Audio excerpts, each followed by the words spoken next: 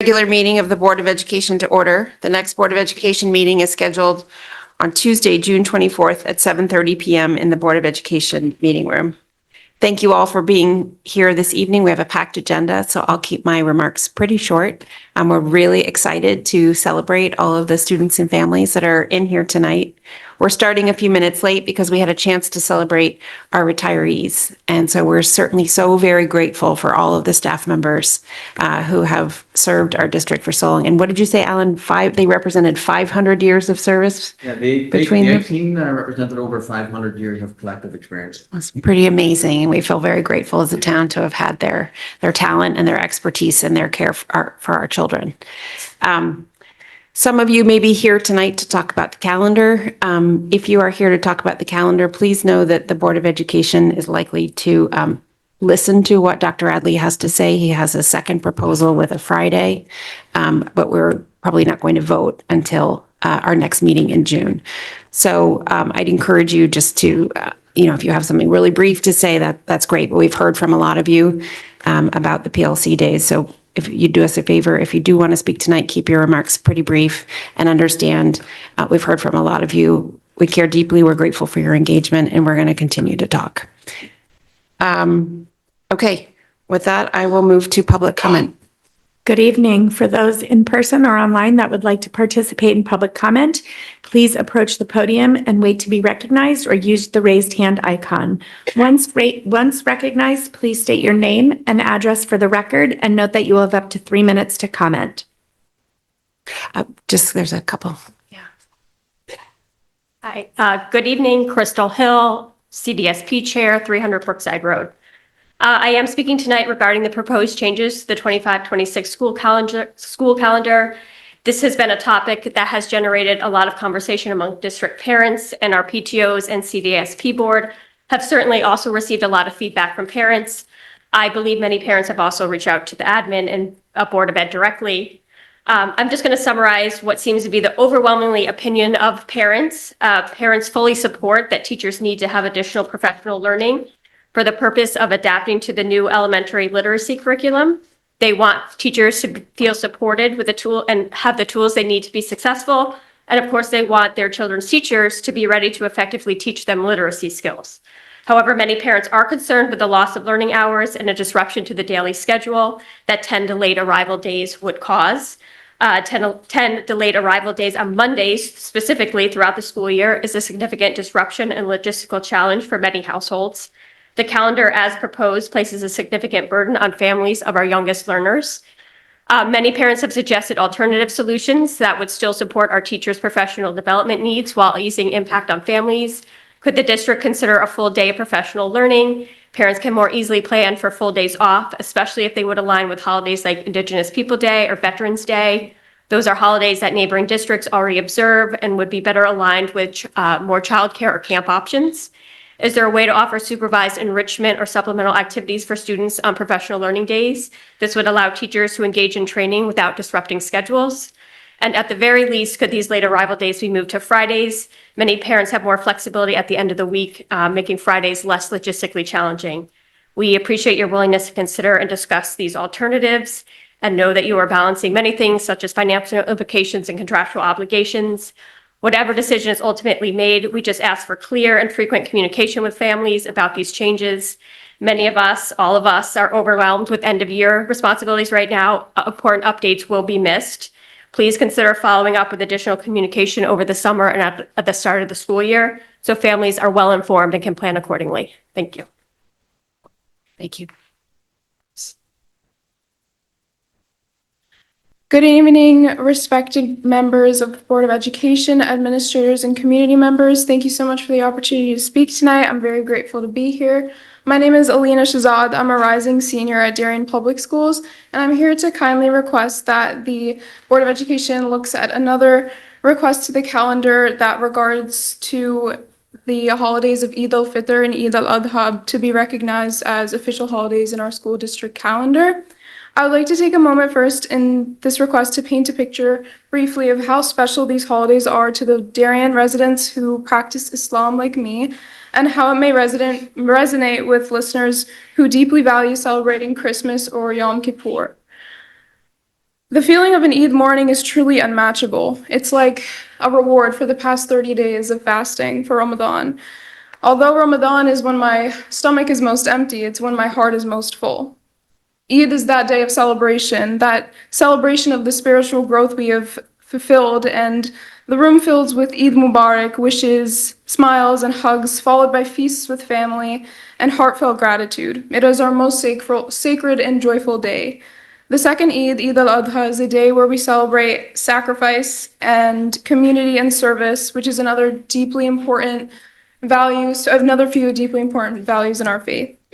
Yet, despite these occasions being so auspicious and close to the hearts of followers of a major religion in the world, Muslim students and faculty in Darien do not get these days off. We are forced to choose between our religious obligations and staying on track at school. In my experience as an AP and honors student, I always choose to enjoy my holiday, but I return to school to face a daunting pile of missed work and exams. Ramadan itself is already a deeply challenging month, fasting from sunrise to sunset, while balancing academic responsibilities, extracurriculars, and late night prayers often leaves me physically drained, though spiritually fulfilled. I do my best to stay engaged in class while running on minimal energy and limited sleep, but it is not easy. Then to return from Eid from our one day of joy and rest, only to be overwhelmed with schoolwork, feels especially discouraging. Meanwhile, our calendar grants over a week for Christmas. All we're asking for is 2 days, one for each Eid. Other districts across Connecticut have already made this change, including Norwalk, Stamford, who recognized Eid as official holidays for their district calendars in 2022, and Fairfield followed in 2023, as well as Trumbull, West Haven, Avon, and South Windsor have all also taken this step. And while it is true that these districts, like Stamford and Norwalk and Trumbull, have larger and more visibly diverse Muslim populations, that doesn't mean that the needs of smaller communities like ours should go unseen. In fact, the relative lack of diversity in Darien is all the more reason to take this step. Recognizing Eid would not only support students and staff and families who are here now, but it would also send a powerful message that Darien values equity and inclusion and celebration. I'm sorry, I think I'm out of time, but thank you for considering me. I do thank my teachers for being very flexible for me and allowing me to communicate with them during times like those, especially Mr. Mazzoni, who has shown a lot of support to this specific request of mine. Thank you and have a nice night. Thank you. Hello, my name is Sheila Quinn. I'm at 51 Camp Avenue. And I'm here as a member of the RTM and the Education Committee. And we had a special meeting last night where we unanimously decided or agreed on that the Monday morning option was not viable. It's not viable for the reasons that the first speaker spoke of. And I want to reiterate that on behalf of this group of the RTM. I also want to say that I was very surprised that a lot of the teachers don't know anything about what's going on. And it's kind of this surprise vote that's happening and we have to hurry up and decide. And I want to really reiterate how important I think it is that we incorporate the teachers in the decision-making process. And I'd also like to say that let's say Friday afternoons would work best, but there's also the idea of a 4-hour block that we could try to get the teachers to learn in a bigger chunk of time and make it a little more significant for them. Anyway, I want to thank you all for your work this year. I know it's been a big year and I know it's been a tough work to get done, but thank you very much. Thank you.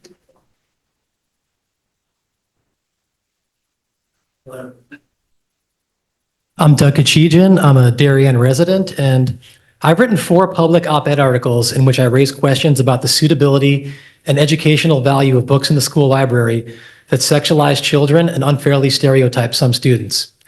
I've also been falsely accused by a locally elected official of being the author of an anonymous website following a failed artificial intelligence experiment. That's not a joke. Regardless, elected officials shouldn't threaten community members that exercise free speech, anonymous or not.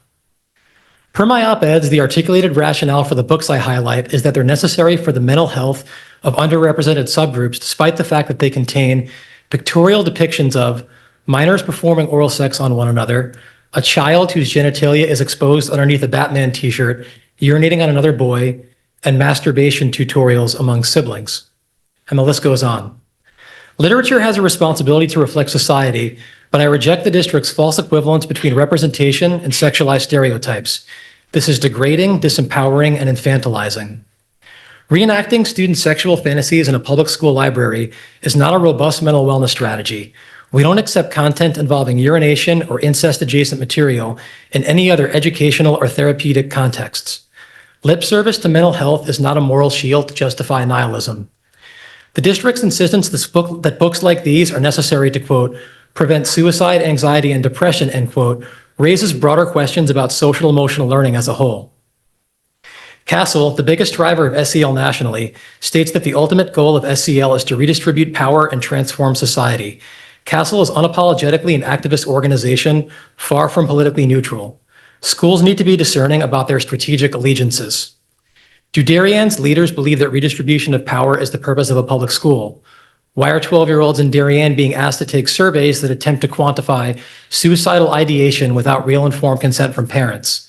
Who decided nothing in cartoon form can be considered pornographic, no matter how vulgar? If I unveiled the aforementioned images right now, would those responsible stand by them or attempt to remove me from the room? What is the difference between a preventative mental health program, exempt from HIPAA compliance and parental oversight, and unsolicited psychological treatment? These are the questions I raise in my public op-eds. A random parent like me should not be the one initiating this discussion. To the board, pretending this material doesn't exist will continue to undermine trust. Also, slandering and doxing community members to settle political grievances discredits your great service to the community. Please stop. To parents, we're all busy, but I implore you to pay attention and demand answers to the questions I posed. Lack of transparency on one side and complacency on the other is how we got here. Thank you. Would anybody else in person like to participate? Anybody online, please use the raised hand icon. We have no raised hands at this time. Okay. That will move on to the superintendent's report, Alan. Thank you to the members of PTO and to our staff for all of the stepping up ceremonies that have sort of kicked off with graduations at the end of the week and start of next week. So thank you for all of your assistance for making those special occasions. We congratulate our young people who are before us this evening, probably with their parents and relatives and siblings. You represent the very best in our district, and you're being recognized tonight for personifying the attributes of the district mission statement, which is exhibiting a love of learning as critical thinkers, innovative creators, who contribute to the world with integrity and actually beyond yourselves, which basically means thinking of others and improving the world around you. So congratulations. We're going to recognize you momentarily after my remarks, and welcome to the families who are in attendance also. I just want to recognize one more time the retirees. I wish I could take you and just plunk me in where we just came from. The remarks that were made by the retirees about the quality of education here in Darien, the meaningfulness of parental participation, and just how much a teacher can change a life. So congratulations to our 18 retirees as they move forward. We wish them success, happiness, and health in the years ahead. Summer school, DSS and extended summer schools will commence Monday the 23rd, June 23rd, concludes July 25th. And ESY will have 2 bridge weeks in July and early August. At this point, we have one more meeting before the end of the year, but this is the last one before graduation. So I just want to wish everyone here the last few days of school. I hope you have some quality time in the summer, actually deliberately make some memories, rejuvenate, reconnect, and make some special summer memories with your friends. And I extend my gratitude and appreciation for your collective efforts and support this year for all the children in Darien and the support of the staff. At this point, we'd like to make one special recognition, and that's for one of our board members who will be leaving us. And that is Brenna, who's our student rep. Brenna is a senior, and she has conscientiously and competently represented the high school student body, along with Ryan. Ryan will be here next year. But Brenna is leaving us, and she's going off to the University of Texas, Austin. She's just a wonderful, talented individual, well-rounded, has taken advantage of everything we have to offer here in Darien. Brenna, you will be sorely missed. We thank you for all of your contributions here at the table, and perhaps most especially back in the school itself. And the board chair is a wee gift for you. Oh.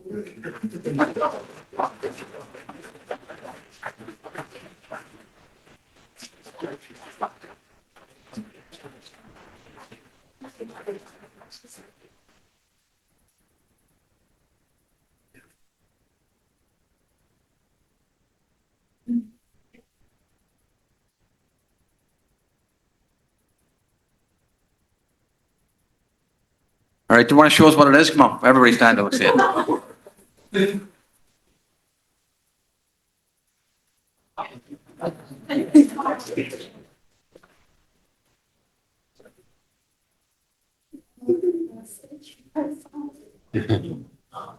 Show them it.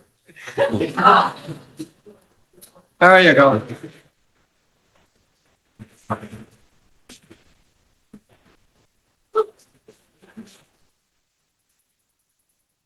Okay, and with that, Brenna and Ryan, would you like to tell us what's going on, please? I guess I'll take both of it. Bren's got a lot to say.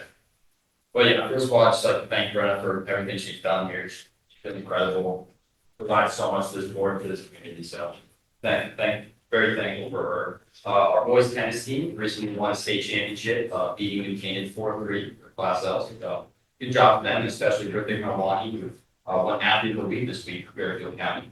Our girls lacrosse team had their semifinals match for states tonight. I think it started a few minutes ago. So we the best for them. And for all the rest of our students, they had their first round of finals this last Monday and last Friday. So hoping good grades from them, and their graduation is next up. We have the finals tomorrow on Thursday. Thank you, Ryan. Brenna, anything to add? Well, so for those of you who don't know, when I first came to the Board of Ed, however many months ago, I was 15 minutes late. I went to town hall for whatever reason and then had to wait for my ride to come read out. And you all waited. You all were here and welcomed me with open arms and open minds. And all that I had to do to succeed in this role was just to come and to be myself and speak from the heart, speak to what I know is right and what I know I feel. And for that, I'm forever grateful. You all have instilled in me and in this community and all who are watching the greatest message that could ever be broadcasted, which is that we are malleable and we are malleable and there is room for change. Yes, we will change, and all voices are welcome. We have great equality. Times are tough right now for many people, and yet we still come together every other Tuesday, and we all have a place. And we all come to this table or this horseshoe, and we are the folks who we speak to all who compose Darien, all different places, creeds, colors, and it's just so inspiring to me. So I can't thank you all enough for your grace and your kindness and your work. Please never stop fighting for us students, and thank you so much. Thank you, Brenna.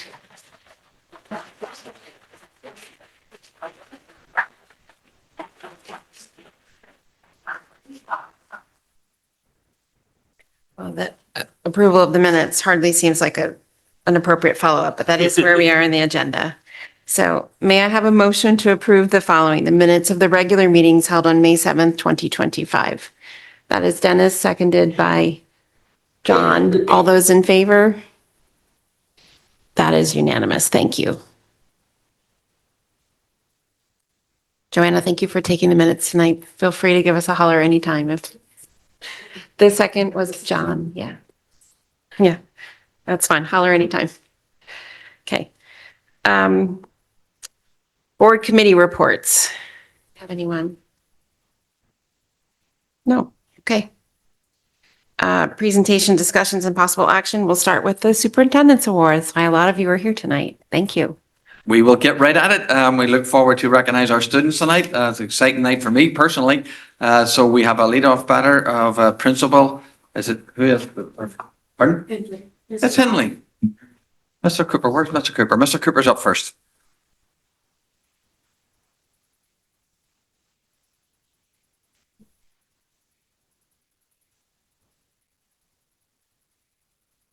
Good to go? Yes. All right. Hetty Skozafava is a compassionate and thoughtful fifth grade student who demonstrates kindness, integrity, and a genuine concern for others. Whether offering help to a classmate, including others in recess games, or in class discussions. Teddy is an upstander and speaks up for what he feels is right. Teddy takes responsibility for his actions, follows classroom charters and Henley expectations, and can always be counted on to make respectful and responsible choices. He's a dedicated and enthusiastic learner who shows a true love of learning in everything he does, especially reading.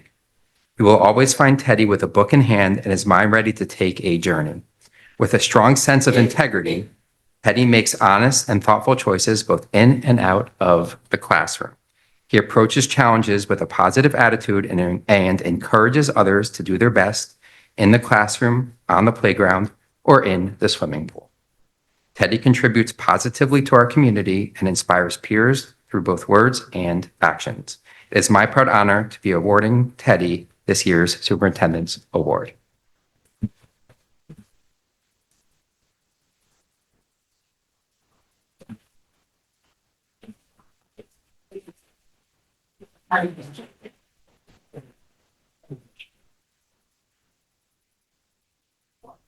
Go ahead.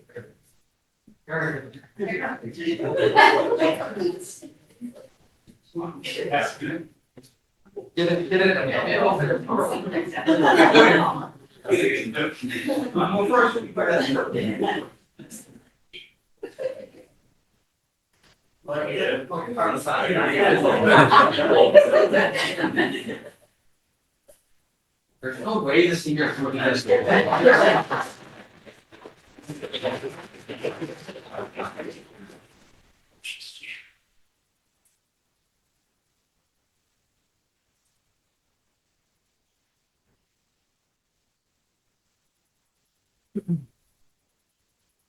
So this is Daniel. The Superintendent's Award celebrates the hard work, dedication, and exceptional achievements of our young learners. But this award is not just about high grades and test scores. It recognizes a student who embodies our district's mission, someone who demonstrates a love of learning, critical thinking, innovation, creativity, and a desire to contribute to the world with integrity and a purpose beyond themselves. The students selected for this award are chosen first by their peers and then by their teachers. This year, the recipient for homeschool is a young man who truly exemplifies these ideals, Daniel Garcia. Daniel's love of learning is evident in the classroom every day. He gets excited about learning new topics, asks insightful questions that make everyone think, and truly enjoys the journey of discovery. Daniel has a genuine curiosity about the world around us, and he approaches every topic with an open mind and is eager to understand the why behind the what. Beyond his enthusiasm for knowledge, Daniel possesses a remarkable ability to think critically. He doesn't take things at face value. He analyzes, questions, and evaluates. He carefully examines things and forms his own well-reasoned conclusions. In class discussions, his thoughtful contributions often offer fresh perspectives and encourage his peers to consider ideas from different angles. Do you know you do all these things? Daniel is both innovative and creative. He doesn't just solve problems, he envisions new and imaginative solutions. Whether it's finding a unique approach to a science experiment or inventing a kid-friendly headset with a retractable cord, which he really did, Daniel consistently demonstrates an ability to think outside the box and bring fresh ideas to the table. His creativity isn't just about artistic expression, it's a mindset of possibility. But what truly makes Daniel so special is his desire to contribute to the world with integrity and a purpose beyond himself. He has a remarkable awareness and empathy for those around him. Daniel cares about doing what's right, about being kind to others, and about making our world a better place for all of us. He reminds us that our actions matter and that even young people can have a big impact. He approaches everything he does with honesty, respect, and a strong moral compass. Daniel, your intellectual curiosity, insightful ideas, creative spirit, and compassionate heart make you a truly exceptional young man. We're incredibly proud of all you've accomplished, and we're excited to witness the amazing things you will undoubtedly achieve in the future. Congratulations.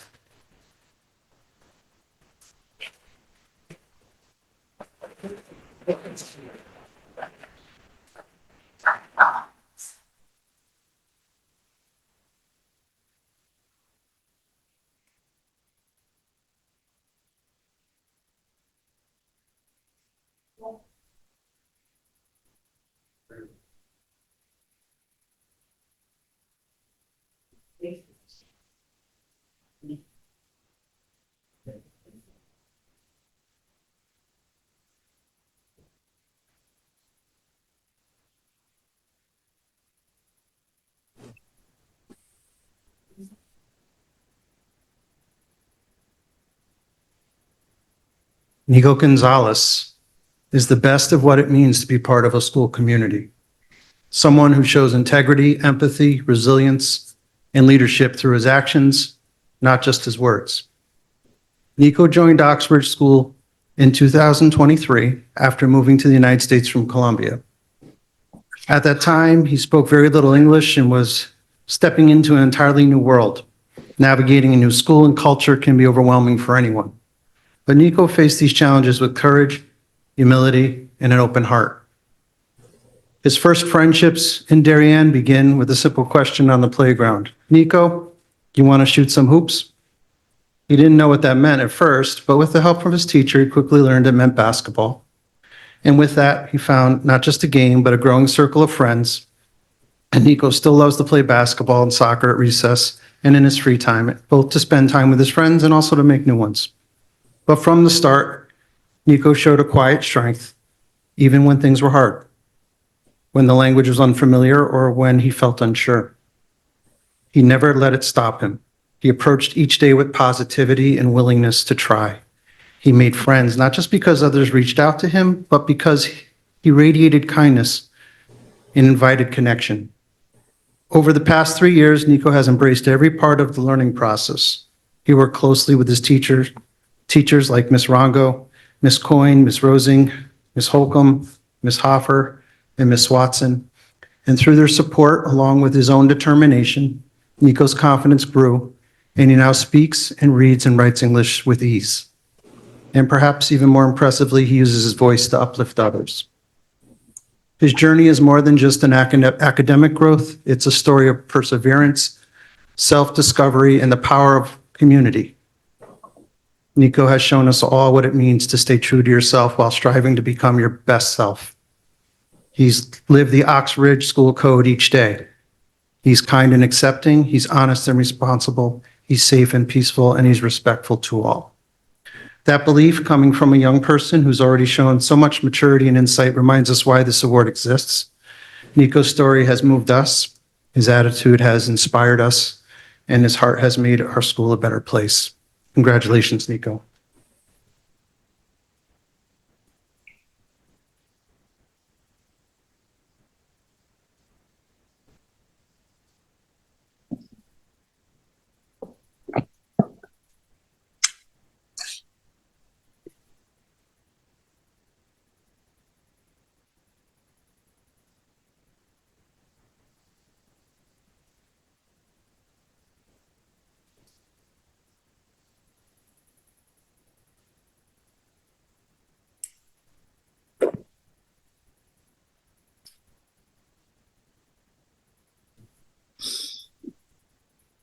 Good evening, everyone. I am pleased to congratulate Owen Michaelis for being selected as this year's Superintendent's Award recipient from Royal School. Owen was chosen by his peers, as well as our faculty and staff, for consistently demonstrating the qualities of a critical thinker, an innovative creator, a true love of learning, and most importantly, empathy and kindness toward all. Owen is deeply respected by his classmates and teachers. He has been a Royal student since kindergarten, and it has been a pleasure to watch him grow over the years. Owen takes our Royal Kids Code seriously, and every day he brings its tenets to life. Kind, accepting, honest, responsible, safe, peaceful, and respectful. In sharing his speech with our faculty and staff, Owen gave heartfelt examples of how he has served the community beyond himself. He has been an active member of the Royal Student Council for the past 2 years, participates in the person-to-person food drives, and supports fundraising efforts such as the Darien Depot Turkey Trot and Jump Rope for Heart. Owen believes his strength lies in making others feel included, whether it's inviting someone to join him at recess or sitting with him at lunch. A quote that stands out to him is from the book Wonder. In a world where you can be anything, be kind. Owen certainly lives by this through both his words and his actions. Owen has shown a strong love of learning and a commitment to his schoolwork. He works hard and is determined to improve every day. He accepts help when needed and has grown into an avid reader during his time at Royal. His classroom teachers, Mrs. Rosen and Ms. Tedesco, share that Owen works well with others, has tremendous patience, and consistently puts forth his best effort. Everyone enjoys being around him. Owen shows kindness and empathy to everyone at Royal. His smile alone can brighten anyone's day. During his speech, he personally thanked each and every one of his teachers at Royal, sharing something specific he learned from each of them. He was articulate, warm, and spoke from the heart. Owen's parents have nurtured his growth and been active partners in his learning throughout his time at Royal. They've been his biggest cheerleaders, skillfully balancing encouragement of Owen's independence with advocacy when needed. The care and compassion they've shown in collaboration with the Royal team are clearly reflected in the young person Owen is today. Thank you for sharing Owen with us. Thank you for the opportunity to recognize Owen tonight. He has worked hard during his journey at Royal School, and his determination, perseverance, integrity, and empathy have truly paid off. We are proud to have Owen join the distinguished group of past Superintendent's Award recipients, and we know he will continue to do great things in middle school and beyond. Congratulations, Owen.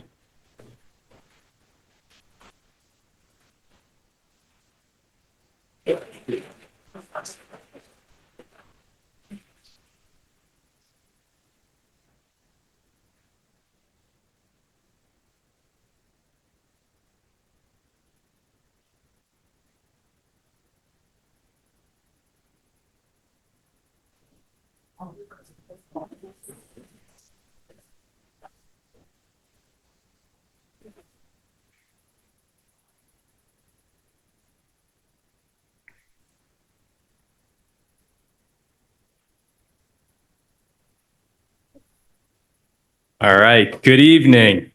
It is my pleasure to speak about a truly remarkable individual, Lawrence Zhang, Tokenique's recipient of the Superintendent Award.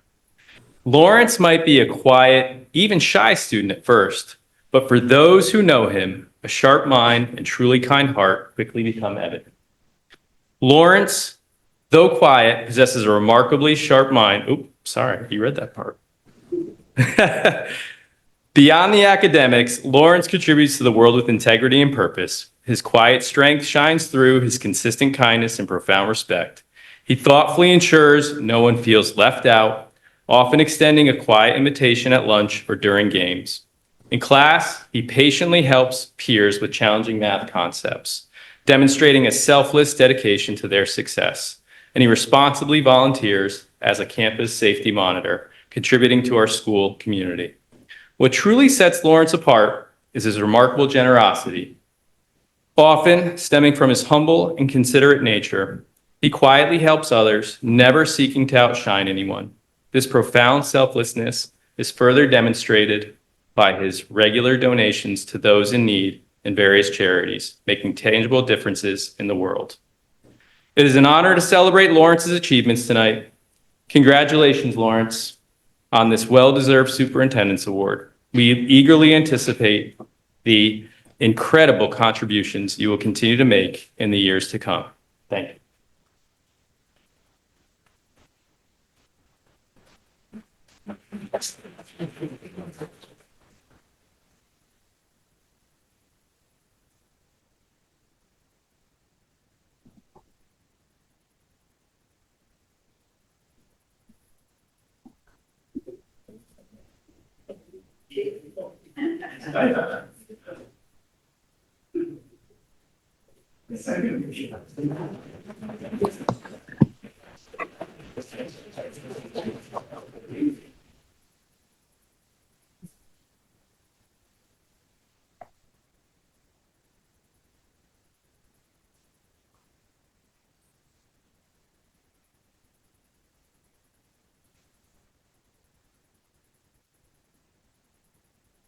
Nominated by her peers and selected by her teachers, Kayla Echile Dupayachale exemplifies good citizenship. Kayla joined Middlesex Middle School at the beginning of 7th grade and leaped into our community as a fully invested participant. She's a natural and altruistic leader, known for her ability to befriend and collaborate with anyone. Kayla meets, accepts, and welcomes people where and as they are. In her time at MMS, Kayla has had a large impact, contributing to our community through our student council and the ambassadors program, through which she's welcomed other incoming students to our school. As someone in my own first year at Middlesex, I can attest to Kayla's beaming personality, her welcoming smile, and her abundant school pride. Kayla approaches her learning with curiosity and diligence, which is reflected in her classroom participation and her outstanding academic record. Kayla meets challenges with grace and advocates thoughtfully for what is right and what is good for herself, her peers, and her community. She exudes kindness. Kayla, it is a testament to your personality and character that in your abbreviated time at MMS, you have earned this recognition. But for those of us who have the honor of getting to know you, it's not at all a surprise.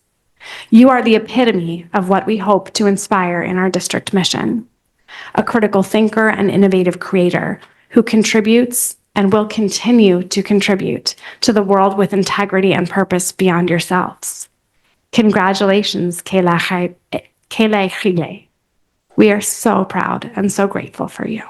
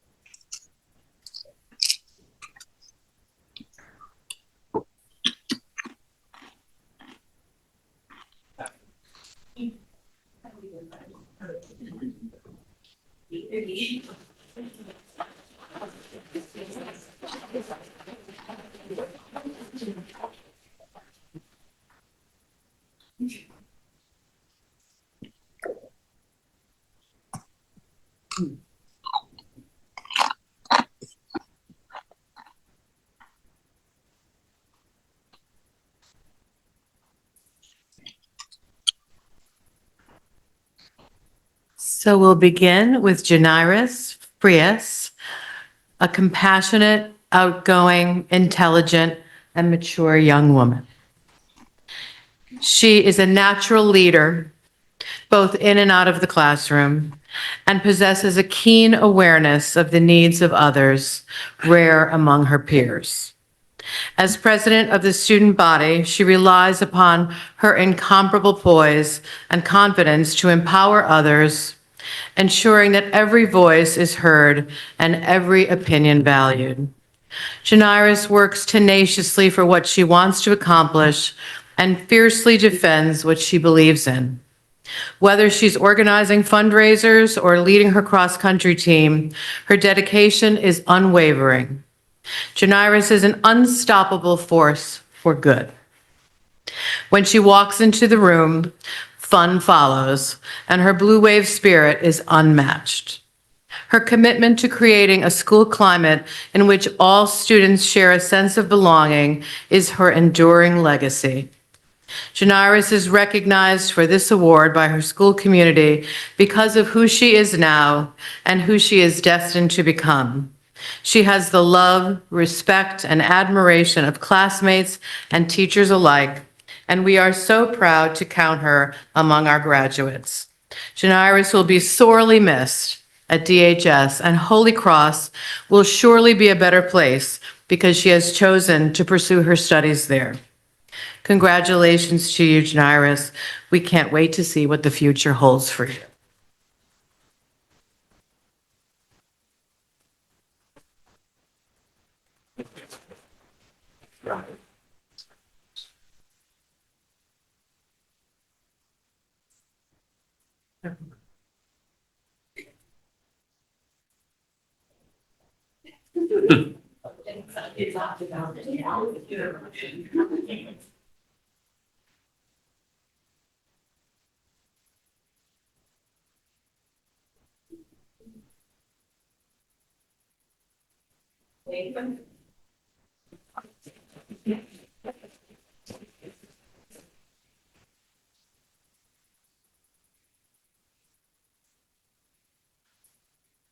Charlie was in my advisory, so he got forced into the cell phone advisory group. I should have put that in the speech, but I didn't think of it. Charlie Sedlock is a standout in the DHS community. His easygoing nature, inviting smile, engaging energy, and compassionate spirit connect him to students and teachers alike. Charlie has excelled in every arena and has done so with humility and grace.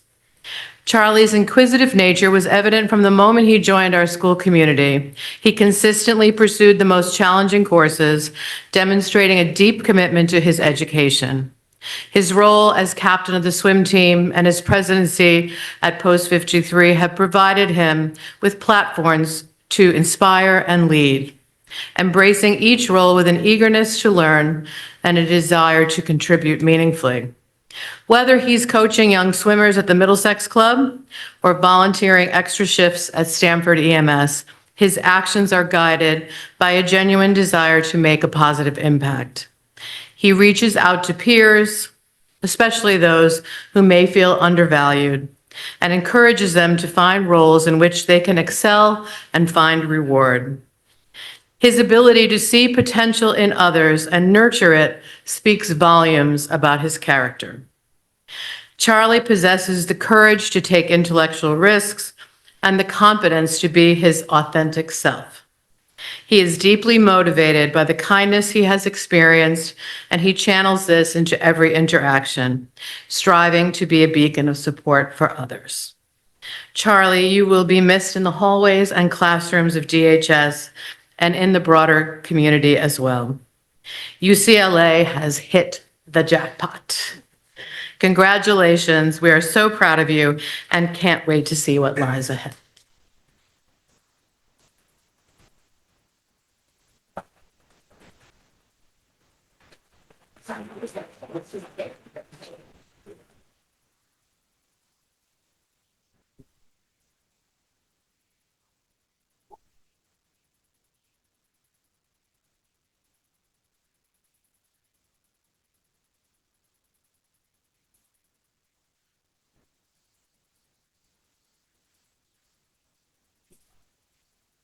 Can I ask the recipients all the kids, if you get your work, take your work to mom or dad or someone beside you. And if I last little bit, just come back up there, all those things.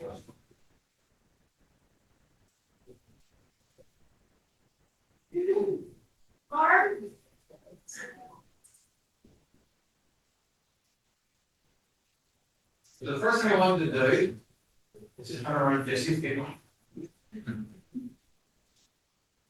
Is everybody up here? Got everybody? Anybody want So to the board, I say to you, tonight in our strategic plan, we are presenting how we're representing our mission and our vision. There is no greater representation for our mission and our vision than these young people before you in the class of 2025. Give them all a hand.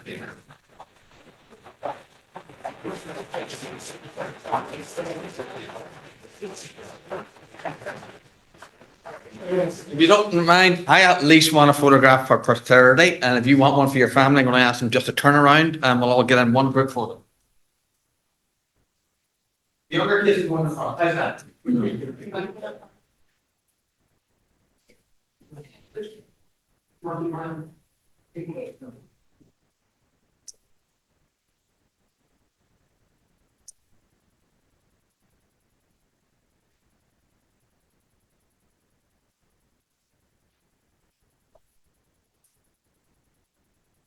didn't get a photograph, so me has.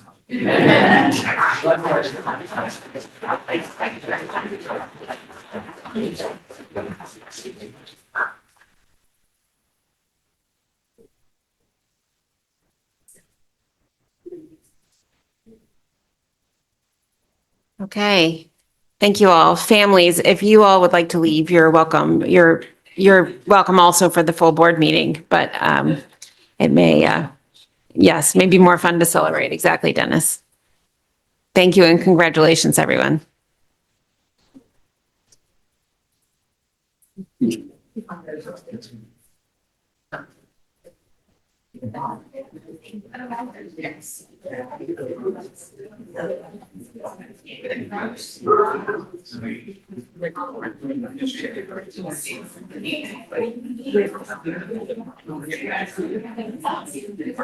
Oh, sure. I'll do that. Sure.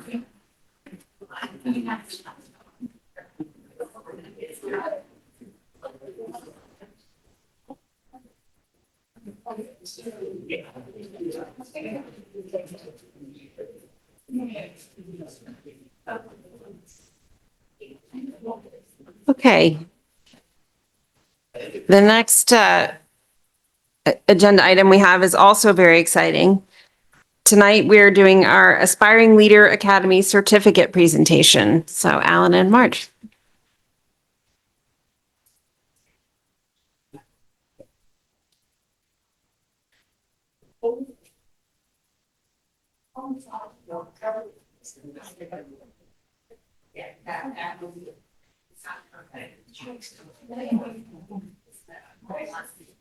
So welcome our staff members, teachers who are here this evening to receive this recognition. And that this is the inaugural year, so this is the inaugural class that we're talking about. This is part of the strategic plan, coincidentally, as part of the strategic plan also, that would extend these leadership opportunities to our staff members. And every month throughout this year, they have come religiously to participate actively and enthusiastically in a couple of hours work session around teaching and learning, leadership, and exploring potential options for themselves as they move through their journey. So on behalf of the district, congratulations on your successful completion of the inaugural Aspiring Leadership Academy. If I may just quote two dear mentors of mine, regrettably have passed since, but they are Ricky and Becky DeFore. Many of you would know them. And they say that the most effective way to ensure student learning is to invest in the ongoing learning of adults who serve them. Your commitment to professional growth and your passion for making a difference in education and in the lives of our students has been truly inspiring. We wish you continued success in your professional endeavors and your leadership journeys, wherever it may take you. The future of the district and education is brighter for leaders like you. And it's with that, I would invite the board chair if she'd just come and help me with some presentations.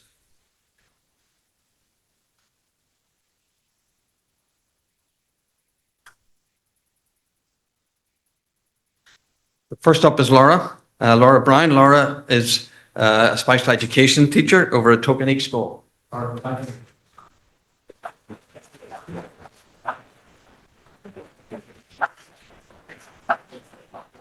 So I have to say, you're recognizing people who are from kindergarten right through people who are teaching BC calculus, which happens to be the next guy. But anyway, we had about 30 people participating.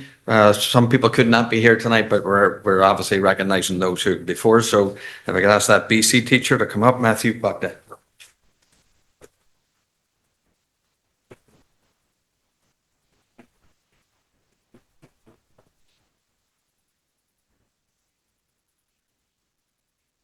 Norma Chahom is a word language teacher at the high school.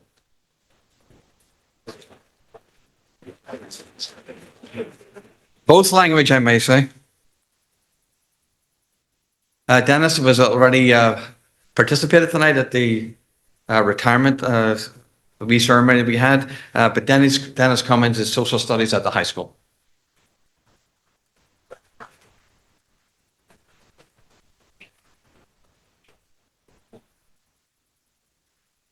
So this is a familiar face to the board, hopefully a familiar face to the board. Mary Beth Giannathasio, who's over at Oxridge, and she is the new assistant principal down in Henley.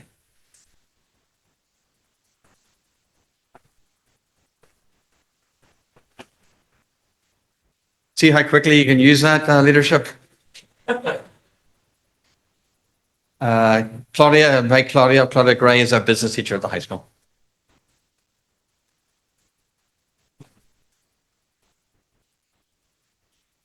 I'm thinking that this person has been very proud tonight. Marissa Keane. Marissa Keane's also a world language teacher at the high school. And she also oversees our ABC home for our students. Solange Manco is a world language teacher.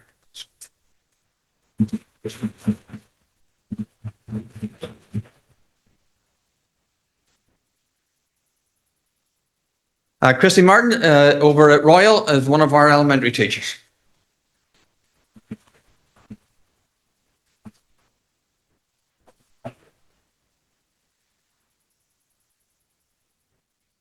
Everything you need to know about physics, down record at the high school.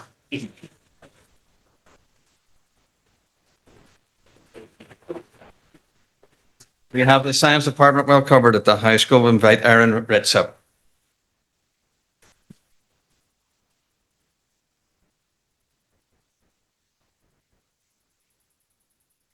Over at Oxridge, we have Jennifer Triafatis.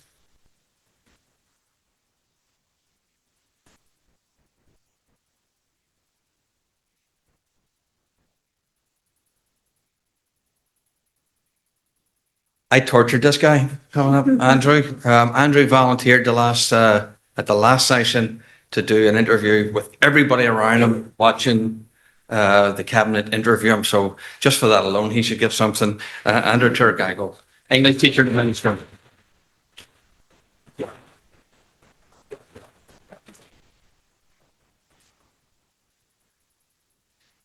So before you sort of set sail, let me just give you one other quote from a famous American author, Simon Sinek. He says, leadership is not about being in charge. It's about taking care of those in your charge. I wish you well on your journey. Thank you.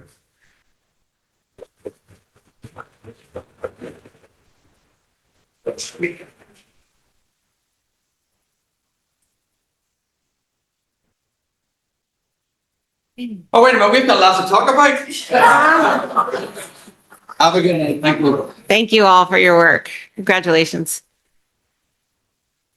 Okay, the Darien High School senior internship update. Good evening, everyone. It is my pleasure to update the Board of Ed on the senior internship, which began at DHS in the spring of 2010, if you can believe that, and has grown into an important milestone in the lives of our seniors. The requirements of participation in the internship prompt our seniors to be reflective about the learning opportunity outside the classroom as part of their culminating experience and preparation for the steps beyond DHS.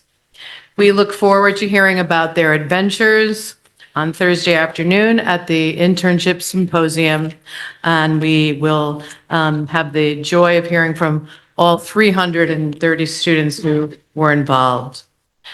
We especially want to thank, hopefully people will take a look at this online because the print is very tiny, because there are so many wonderful organizations and businesses in our community that support our students in the exploration. We have the joy of having three wonderful seniors here tonight, our own Brenna and Charlie and Janaris, who will give us a few words about their own experiences to bring the internship to life for you. Brenna, you want to start, honey? So I'm doing conservation biology and wildlife biology over at Earth Place in Westport. My job mainly just consists of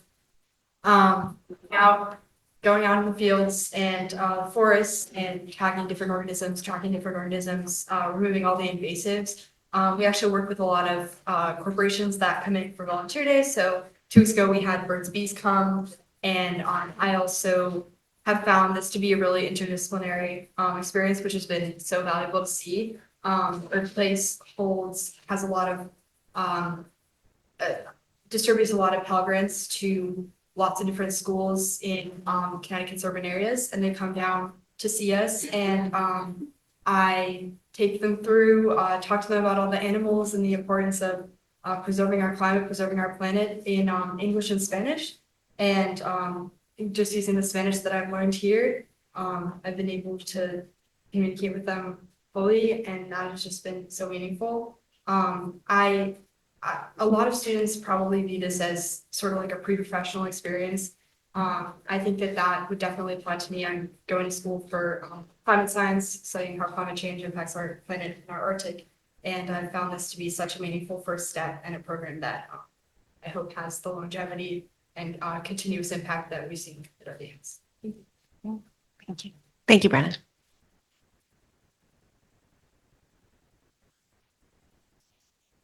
Hi, everyone. So I'm Janaris, and I've had the opportunity to complete my senior internship at Bear Burger, a local restaurant in town. And during my time there, I've learned so much about the food industry, customer service, and the fast-paced environment of how restaurants work. And I also get to see firsthand what it takes to run a business, from the kitchen to the front of the house and to how payroll works, which is really interesting. This internship gave me real world experience and helped me develop professional skills that I'll carry with me into college and beyond. And one thing that I thought was really funny is that the manager who, I had to do it with, she was like, "So do you want to go into the restaurant industry?" And I was like, "Maybe." And she says, "Good luck." So it's been definitely a really fun experience. And yeah. Thank you, Janaris.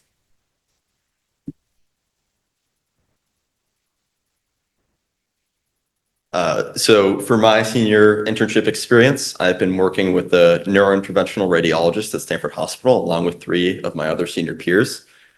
We've had the great privilege to go along with a bunch of different other physicians in the Stanford Health realm, such as a sleep doctor, a gastrointestinal doctor, some surgeons.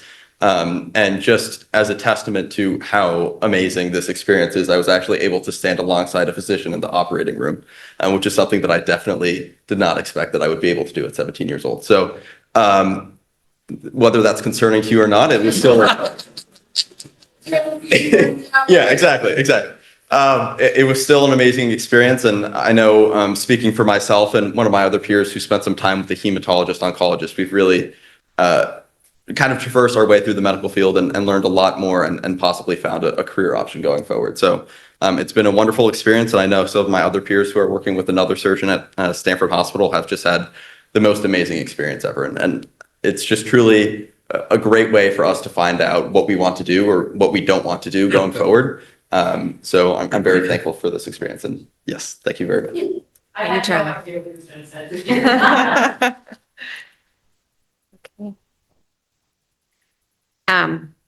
Thank you all for being here to present on that. We really appreciate your time.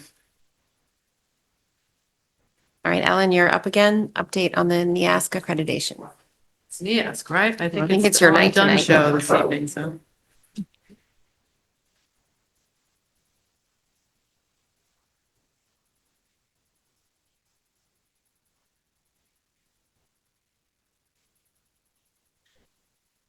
So back in November, after the visit that we had in October, I updated the board on the visit itself. And just a reminder that NEASC is our accrediting body. And this new accreditation process that we went through takes place in 2 stages. The collaborative conference took place in October of '22, followed by the decennial visit, which took place as I said, in October.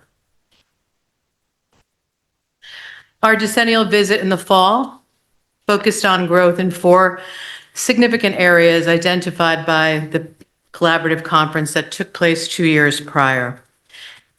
These focused on the well-being of our students, our curriculum, the time needed for in-depth collaboration, planning, and curriculum revision, and our assessment, design, and practices. Following our visit, it was clear from the shared experience of the visiting team and our faculty together that our accreditation would be extended, and this was confirmed formally through a letter linked at the end of the presentation. The Commission on Public Schools voted to award our school continued accreditation at its March meeting. The commission shared a list of commendations that you see here for our approach to student well-being, the opportunities for leadership and mentoring provided to our students, some examples of which we just heard, the strong connections felt by our students with the adults in their lives, the commitment to curriculum revision, the extensive club offerings that make our school feel smaller, the commitment to a positive climate that supports learning, the extensive sharing of expertise among our teachers, the dedication of our faculty to our students and their learning, the commitment to rigor and high expectations for all, the Building Thinking Classrooms initiative, which has spread across disciplines, a lively and inviting library learning commons, and access to programs and resources to stimulate thinking and learning. The visiting team shared many examples of growth in the priority areas, some of which are highlighted here, and many more that you can explore by reading the full report, which is also linked at the end of the presentation. In the next step of the process, we'll be evaluating the next steps suggested by the visiting team and selecting those most important to us for exploration and implementation. There are a few significant areas noted here, and others again are embedded in the report, and we'll have the opportunity to look at them together and choose those that we wish to focus on in the years ahead. Some of these I think are important that they noted for us: balancing academics and athletics, completing the curriculum writing, which we have begun and have made tremendous progress on, expanding opportunities for collaboration and providing time to develop our assessments and further bring our vision of the graduate to life. The visiting team, over the 3 days that they visited in October, visited over 100 classrooms, which was really quite impressive. They split up and covered the campus over those days. They did not rely on what we reported to them, but sought to find evidence for themselves.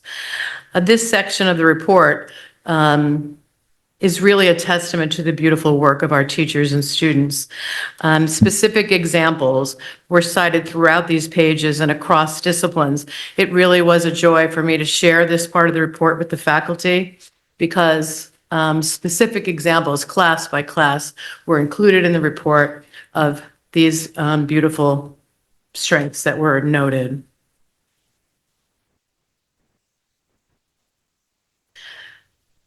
The conclusion of the report celebrates the understanding of effective learning we share as a school community, our shared dedication to our students, our belief in a growth model for our educators, who are lifelong learners and committed to sharing their expertise with one another. And finally, our capacity to grow through the implementation of collaboration time and all of the resources that we have at our disposal to strengthen our school. The next report, there's always another report to NEAS, will be in the spring of 2026 and will begin the next cycle of growth for Darien High School. It will be the first step towards the next decennial visit to take place in 2036. I have now completed my 4th NEAS decennial visit at Darien High School. So I dare say I will not be at the helm for the 2036 version, but there is much to be proud of in this report, much to be proud of. And thank all of you for your support in making Darien High School a special place. Thank you. Thank you very much. I just want to thank you and the members of your staff and the committee that guided the work, because that's ongoing work. It requires a lot of preparation, hosting, follow-up. Your work's not done yet, but congratulations on your recognition and deep appreciation to the members of the team for all of their work. Thank you. Yes. Thank you. Thank you. Any board questions? This is just a report. No. Okay. Summer reading at the beach. Indeed. Thank you. Okay, with that, we'll move on to further discussion on DHS personal mobile devices. Again, the board asked for a little bit more information about the findings of the committee, so this is that additional information. And following that, we'll discuss if and how to fund the Yonder bags in the subsequent agenda item. So this is truly just an update.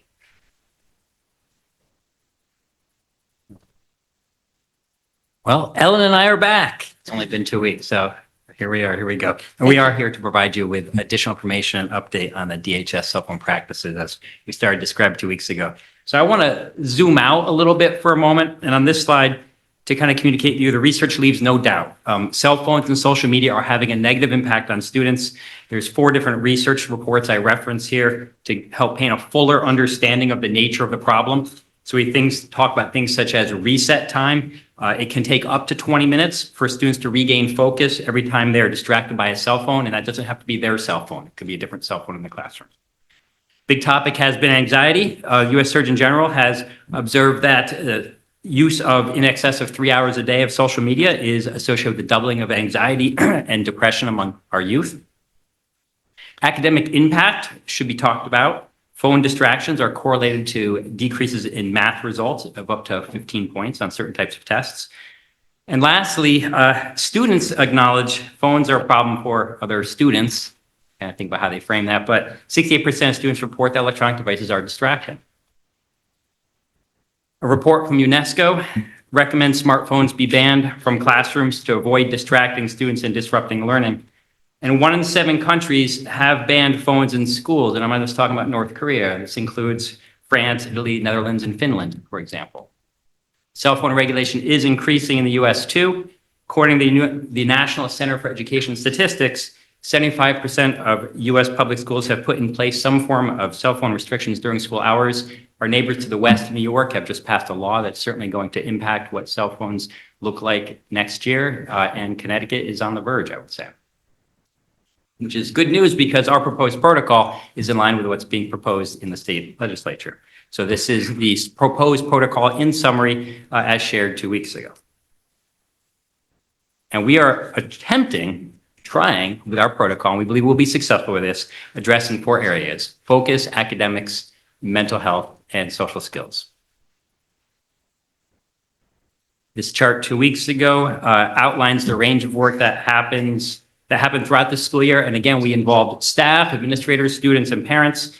Conversations and research were happening throughout that, especially around logistics, which included evaluating other product options, including lockers and pouches, visiting Wilton's High School's program, considering entrance and exit plans, and developing and working on an initial pilot of pouches. The pilot and feedback from our high school students very much shaped the decisions that we're talking about this evening. And again, this slide was seen 2 weeks ago as well. The table outlines some of that subcommittee work. The committees are in support of the plan we're discussing this evening because we believe it's in the best interest of our students. Ellen's going to take a few moments to talk a little bit more about some of the pilot points as far as what the students communicated that participated in the pilot, particularly regarding concerns and also the positives. Thank you. So following the pilot with one of the pouches that we tried out, we spent some time talking to the students who used the pouches. We had some focus groups with students who were not involved in the pilot. We had a little ice cream party for those who went with the pilot for a couple of weeks voluntarily. And the student concerns and anxieties are some of the things that came up in our conversation 2 weeks ago from the board. And these are genuine concerns and I think real anxieties related to separation from a device that they have become very accustomed to having all the time. And so I just want to recognize these things and understand that these are real and things that we have to help support our students with should we go forward. They're understandable and I think quite authentic and meaningful to our students. And so some of those concerns, having access to the schedule, we talked a little bit about communicating with family, not just about schedule changes, but for reassurance. We as parents have come to rely on this communication tool. And so I think sometimes students are checking in with their families and can be reinforced during the day. Getting to the bus on time after school, communicating in an emergency, listening to music came up. And one that I hadn't thought of was knowing what time it was. So one of the comments was we're going to have to make sure we have more clocks around the building so that people will be aware. But these are important to us. They're important to us because these are real feelings that our students are having. And I think it's something that we will have to make sure we're addressing.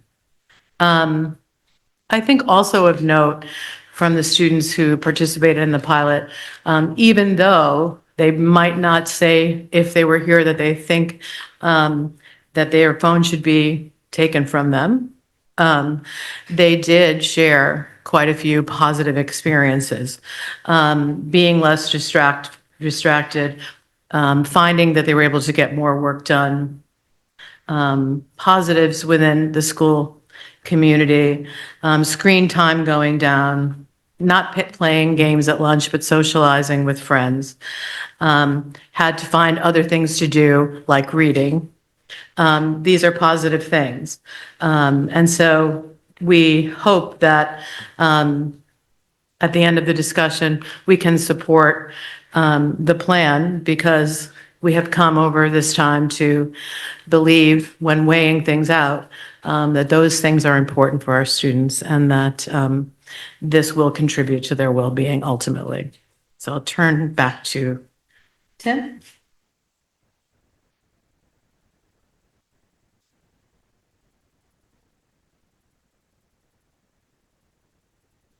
So after completing the pilot and with a thorough review of our different options, we have decided the Yonder program is an essential component to the successful implementation of the new cell phone protocol. Yonder helps schools create phone-free campuses. This is what they do. Yonder is the industry leader and provides more than just the pouches. There's a full onboarding process with a dedicated liaison that's included as part of the investment. Yonder's work with our district will include additional planning, expectations, training, and calibration, and ongoing follow-up after the launch. Yonder has partnered with schools and educators for over a decade and spans 35 countries and all 50 states currently. And I'm aware of these 10 districts in Connecticut already using Yonder in at least one of their schools. I do want to highlight that again, that we spent half the day at Wilton High School from arrival through lunch, seeing the process and speaking not just with the staff, but with students and parents. It was time well spent, highly informative as a factor of this decision. Most people know the name Yonder, but you probably don't know much about their system. It actually really is a simple design. Students store their phone into their pouch before they enter the school and put their phone in either airplane mode or turn it off. There's a locking pin. They just squeeze the pin in the bag and they show the pouch to a staff member as they entering, and then they can put their pouch in their backpack. At the end of the day, a quick tap on an unlock station, any unlock station, will release the pin. Students in Wilton told us that at the end of the day, the unlock is extremely quick, in their own words, not that big of a deal, and there is never a waiting line. Our proposal includes 20 unlock stations, though the vendor stated one station per 120 students is sufficient. We anticipate, a few days of patience at dismissal in the beginning, but Wilton students and staff clearly stated that bus departure was not impacted. Students have the same pouch all year, it's assigned to them, and they'll turn it in at the end of the year. The same pouch will be returned to them in the fall. Yonder reports a 3 to 4 year lifespan under normal backpack conditions. I can't speak for your child, but I know mine. We have an inventory of spare bags. The FAQ outlines a protocol for lost damaged pouches, but in short, students are expected to have a pouch every day. No pouch means if they have a cell phone, they'll be storing that cell phone in the office area in a bin there until they purchase a replacement pouch.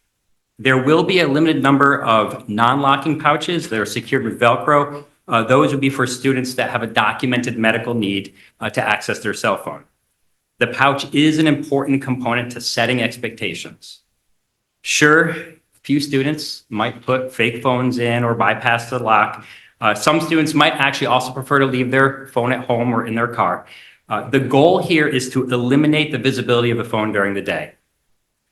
If a phone is heard or seen, it is confiscated. And I'll be honest with you, the pouch doesn't solve all world's problems. We're just working to shift student behavior with this approach. Yeah, students may still access some resources on their laptops that they would have accessed instead on their phones, but they won't be walking around the halls with their laptops open, going between classes. And as far as the classroom goes, off-task use of laptops is far easier to manage and redirect as needed. So I'm hoping that this helped paint a little bit more of what we're looking at here, but you may still have some questions. There's now 34 items identified on that frequently asked question document. But if there's something you'd like additional clarification on, I'm happy to do that now. We also have the same information posted on the district and the high school website. Thank you all very much for the additional information. It was very helpful. Are there board questions? Katie. Thank you. I wanted to ask questions regarding the costs and the budget implications to start with. First, Tim, does the current cost estimate, does that include the extra 10% that's like recommended for those extra bags and the things that you mentioned? Sure, yeah. So the current quote we have includes an overage of, I think roughly 165 extra bags. That way we have some on hand to replace immediately as you look at the consequences, I don't think any seniors are going to have a problem with this, but they also earn the right to a bag if necessary. Thank you. And then a question about kind of the ongoing implications for the budget. So first, that the lifespan is 3 to 4 years, but students spend 4 years at DHS. So curious what the kind of replacement cycle might be. And then also just thinking about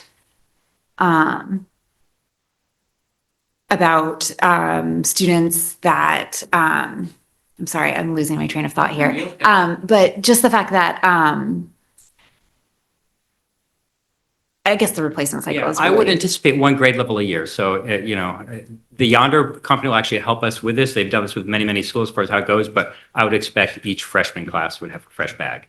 And so your current freshman, for example, if they had a bag, would have the same bag next year as sophomores, or basically the bag would move forward with it. Okay, thank you. So essentially, like, of course, adjusting for price, costs and everything, but taking a third of what we're looking at this year for but every year going forward. I would say. Okay, thank you. John? I'm going to follow up with the question I had last week, I think, or last meeting in terms of the evolution of this. I think when we first started talking about this issue, we didn't want to manage bags, and we've implemented it at the middle school without bags, but now we're talking about bags. So just help me understand why we need bags for older children that are going to be embarking to independence shortly thereafter, and the comparison why no bags works in Middlesex, and also the decision transition from we don't want to manage bags to now we're managing bags. No, not needing to. If you want to jump a little bit on that, you want me to share first? It would be hard for me to say that I want to manage bags. John, you probably would imagine that. And in many of our conversations, we've highlighted the fact that as parents, we purchase phones for our children, we provide the service for our children, and we allow them to leave our homes with those phones and go to school. And so there is truth to that. And now at the doors of the school, we are trying to manage this, what some would call addiction, what some would call at least strong desire to be on phones.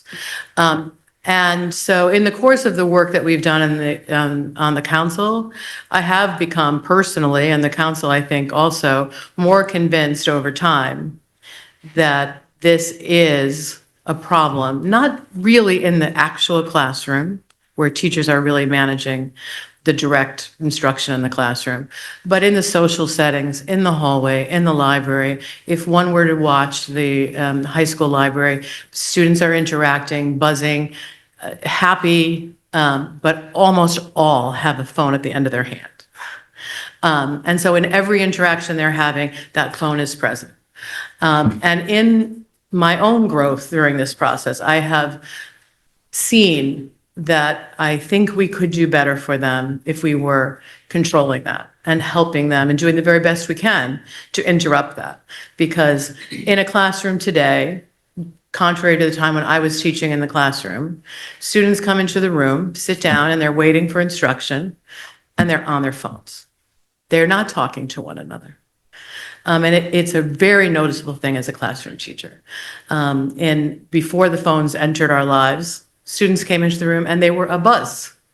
A teacher had to spend some time getting people to focus back on what was going to happen in class. So I have become convinced that we need to interrupt it, and that if we're going to do the very best for our students, we see a problem, and that we have a responsibility as educators and people who love these students to do our best to help them with that. But it may not be perfect, and the bag may not be perfect. But I think the bag, I've been convinced in my conversations with the Wilton principal, who I respect very much, who said to me many times over the year, you will see such a difference. You won't believe the difference you will see. And the students there told us they wouldn't have made the transition at least as well without that bag to interrupt it. I think we've tried. And again, Sorry, Alan, I thought you were all we're asking for is to give it a try. I think that the people who have been on the committee, and Kate and so on, are here this evening. The kids have told us, right, that they can't self-regulate. They've like in surveys and in person, they just can't self-regulate. And this is a tool to actually help them do that a little bit. There's no lockers at the high school, 9 through 12 age group. We've also tried to sort of like recognize the transition of older kids. They're not giving the seniors the bag, but they can use their device in the study halls in the cafeteria. So we'll see how that goes. I think we're the only district that I'm aware of that has given high schools the high school seniors some trust, space as we transition. And even like not everybody on the committee. Like if you voted, if everybody in the committee took a vote, you may have somebody who said we need to go the whole 9 through 12. So we came to a resolution and an understanding consensus together. So I think the committee and the high school has tried to sort of thread the needle and respect at least the core value of what you're talking about there. Brenna. I think just to kind of like examine like the what is going on here, I kind of think that the reason, well, first of all, I think the reason for the bag specifically is just because it appears as though the legislation that's emerging is pushing us down this route to regulate phones either way. And as like a subset of the government in the state that answers to that domain. We have to, we can't fight back for much longer in much more of an extreme way. So I think it's either, well, it's not either or. There's always going to be more solutions than other solutions, but I just think for this specifically, it seems as though, like, if not for the pouches specifically, then it would just be like some sort of a bucket situation with all the phones, which is like obviously a logistical nightmare, and they're liable for lost phones at that point. So this seems to be like the most secure option, and the most like common option, and the most like quantitatively examined option. Hearing from these students, not only in Wilton, but in other districts like Torrington, where it's like widely implemented. But then also, like, I think to Mr. Sini's point, I mean, we have a duty to answer to the state and what they believe is best, but also we are, I feel like, complicating the true results. They become more like obscured. The true results of the phoneless spaces become more obscured because we're injecting like our own sense of nostalgia for those times where we didn't have phones, and we all experienced that. We all experienced getting notification phones. We all experienced like that camaraderie and the memories that we grew up with in those different times. So part of me is wondering, like, are we just trying to, because we want what's best for the kids, are we just trying to bring that back to the kids? And how might that be or not twisted, but how might that be morphing a little bit what the actual like tangible benefits of it are? Because at the end of the day, we can create this bubble, like this space within the school where it's a phone-free environment, but are we just, is it just a look back into the past of a culture that frankly once was, not existing anymore? Kids are gonna have phones wherever they go. I mean, some share with me earlier, she thinks that we might revert back to some sort of a time where it goes back to flip phones and parents, and that might be true. I think that might be consult some sort of sociologist on that, but I think for the most part, as cryptic as this may sound, I think that's a culture that once was, and we should be analyzing the culture that is, which is the culture of cell phones and increasingly integrated with not only technology, but capitalism, things like AI and biotech. I can't say with confidence that we can ever really bring that true culture to the kids of no phones. So that's something to think about. I think that's what Mr. Sini, I don't want to speak for your head, because what he's trying to say is like. No, I mean, I'm just, we were first told we weren't using bags. We didn't want to manage bags. I support the idea of taking phones away, but I wanted to understand why we're moving to bags now. Thank you. I think just to that, and if you could just clarify, Tim, do you happen to know what is in the legislation that's being tossed around in Connecticut and what was in New York? I'm curious. I doubt it specifies the use of bags, but I was just curious if you know exactly what's in there. I don't have the current wording off the top of my head. I have actually opened it up and read it. I'm trying to remember the bill number, HB 7000 something, but my impression from the legislation is that the use of bags is not going to be required in every school district. But it's certainly being referenced as a solution. As a tool. And this is also the recommendation of other outside experts looking at bags, such as Jonathan Haig's book, The Anxious Generation. This is tier 4 level support. We're ahead of the guidelines that the State Department have issued at this particular point. Yeah, they issued policy guidance last. It would be helpful to know, I see that we have 10 districts that are using Yonder bags. What are the other districts who've made changes doing? Are they simply at the high school level? What are they doing? Do we know? The current high schools that are using the Yonder bags. So sorry, I see 10 here that are using the Yonder bags, correct? But I assume some others have policies. Sure. So there are some that have policies that are no cell phones that don't use bags. They have lockers, for example, for their students, so they can store in lockers. That's an issue we have at the high school here. There are definitely a number of districts that are also now looking at bags. So I can't speak for the community in all the other districts, but districts are either looking at it or they have other options in place. Thank you. Joanna? This wouldn't preclude me from voting on this tonight, but I would like to see a more detailed inventory or invoice of exactly what we're buying, what each item costs, how much replacement costs for each thing. And maybe, for instance, if it does fail at the senior level, how much it would cost to then buy PAGs for the entire senior level. So that's my first comment. My other question is, it says in the materials that if a teacher wants to have kids pull out their phones for educational purposes, that's allowed. Will every teacher have an unlocking device? Like, how does that work practically? No, not every teacher will have an unlocked device.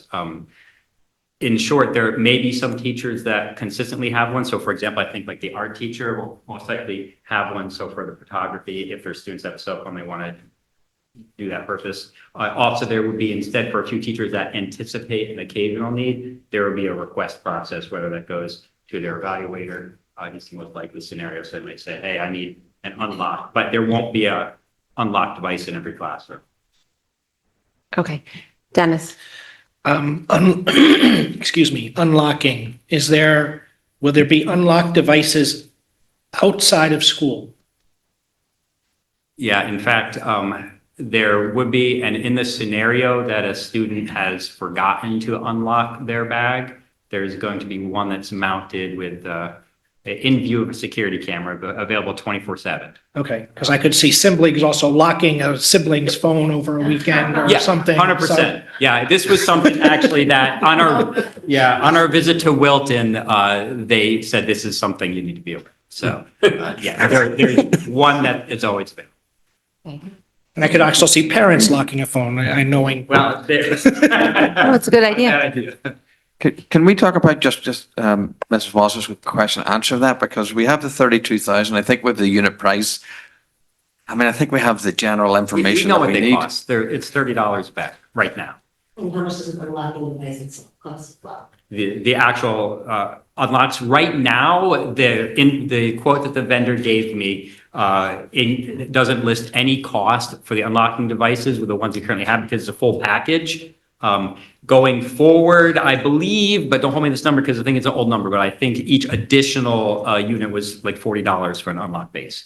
But that's not documented in the quote that I received. Is there anything else in the quote? Sure. So they include, beyond just the pouches, there's storage bins, like a distribution hamper system they described, which I haven't seen exactly what that looks like, but I'm reporting to see what that looks like. Also includes a whole onboarding process and protocol and working with their people to make sure everything comes together. Okay. How much time were they spending with you? So the first meeting happens, I think, within 2 weeks of the official purchase order request. So once approved, if the funds get approved, we'll get a purchase order request. Within 2 weeks, we'll have the bags, and that first meeting will happen before the end of June. I would say probably 2 before the end of June. And then after that, they'll work on a schedule with Ellen and the rest of her administrative team throughout the summer, as needed for whatever is needed. And I know there is additional support they also offer after the school year begins. So there's check-ins. How many exactly off the top of my head, I don't specifically know, but I would say I would anticipate it's not just one check-in. It's going to be probably 3 or 4, especially in the first couple of months. Thank you. Katie? Just today, we learned quite a bit more about the plans for this. And so I appreciate the information that came to light today. And I know that there were comments made about implementation kind of happening over the summer and in conjunction with Yonder. But I did just want to ask if there had been a thought, or if when you do have a thought on when you might come back to the board about an update on both how the implementation is going, what the plan is, and then also the enforcement piece, because, kind of to the point we've talked about before, that's always been a bit of a piece, is do we want to take on something that we have to enforce? What have we or have we not? And while this will solve some of those problems, there still will be an enforcement component, right? I read through the FAQ on the infractions and those kind of things. So just would like to make sure that kind of gets added, assuming that this goes forward, that comes back to the board as well. think we just got. That focus groups, feedback loop should continue the same way as it continued at the middle school, which for 2 seconds, I'm tremendously proud of the kids in the community, the way they've responded to the middle school. Okay, Greg. Yeah, I read through the whole thing. I thought it's great. I think it's very well thought out, in particular the Q&A section at the back. I thought it was very comprehensive. So thanks for all your effort on that. I think that this is a great way to get ahead of the curve to some extent with respect to where things are heading. We've got David Genovese is opening restaurants in Darien that are not going to allow cell phones for adults. We think adults can't control themselves. Clearly, kids in high school cannot control themselves. So I think it's all for the better. So thank you for all the effort on this. All right, thank you. Sure. I've been told by a lot of parents that their kids already missed the bus. That's really tight. So if we could figure out a way to give them an extra couple minutes cushion at the start of the year while everyone figures this out, I think it would be much appreciated. Okay, thank you.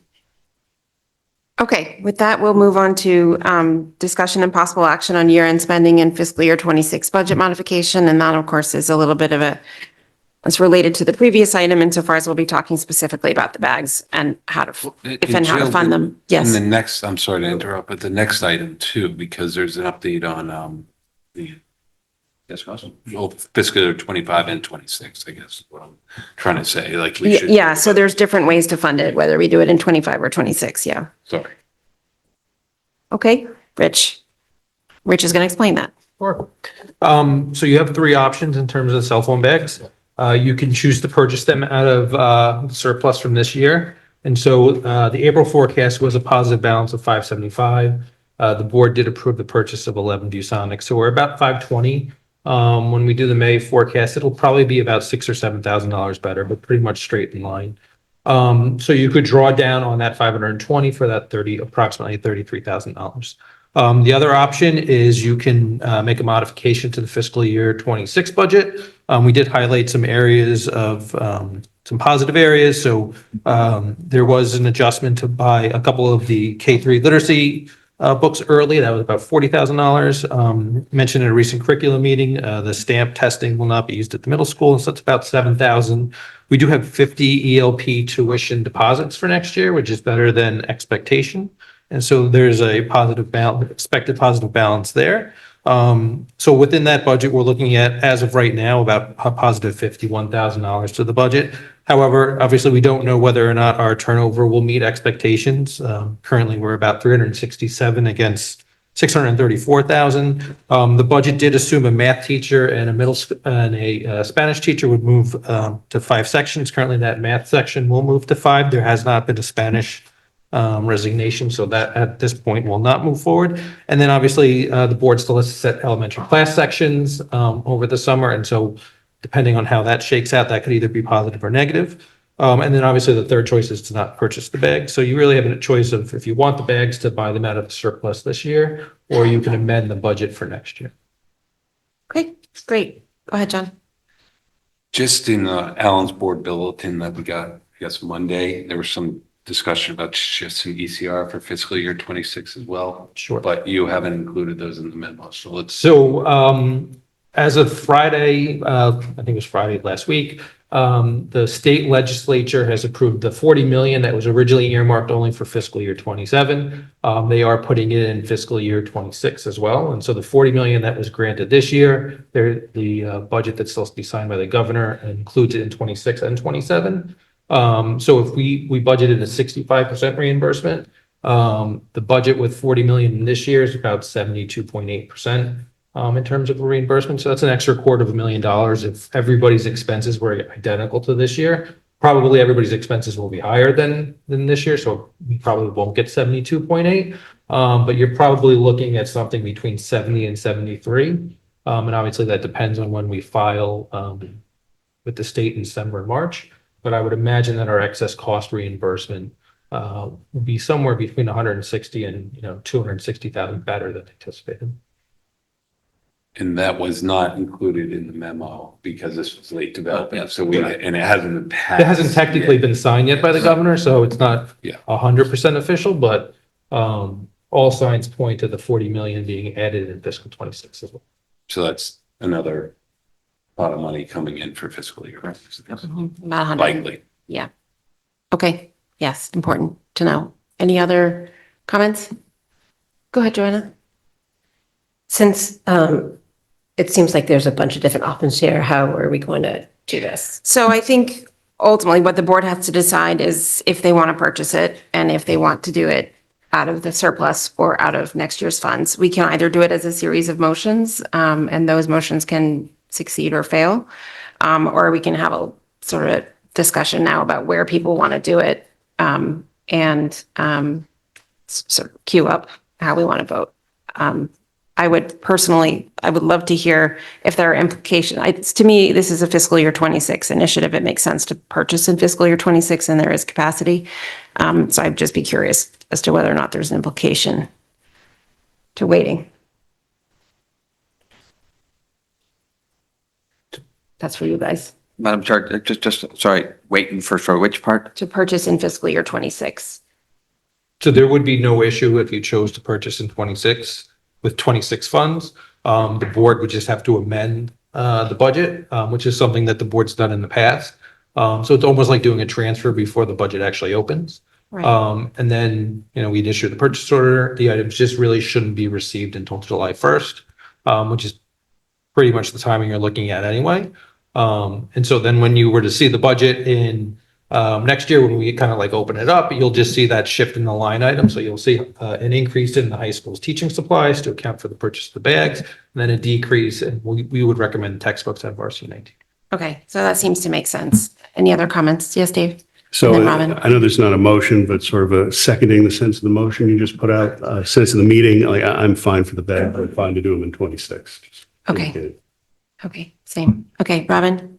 And by the way, I support everything that's in the memo and thank you for the additional information we received about this. The question I have is if we did purchase these with a budget modification for a fiscal 26, would that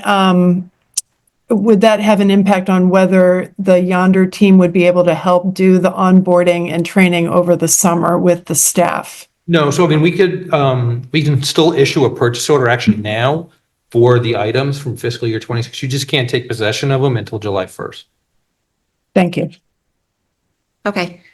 So based on that, may I have we have a motion already written to modify the fiscal year 26 budget. So may I have a motion to modify the fiscal year 26 operating budget to purchase cell phone lock bags in the amount of $32,806 by increasing RC1 general teaching supplies by $32,806 and reducing textbooks from RC19 by $32,806. That's John, seconded by Katie. All those in favor? That's unanimous. Thank you. Oh, I'm sorry. All those opposed? What were you? I was slow to get up. You're a yay? Okay, that's what I thought. Okay, but Dennis is an A. So Joanna, it is Grambling, Brown, Bublin, McCammon, Nelson, and Sini for. And then, what's your name? Maroney against. Thank you. Okay. Senior, it says here. Yeah. Okay. All right, thank you all. Any other discussion on this item?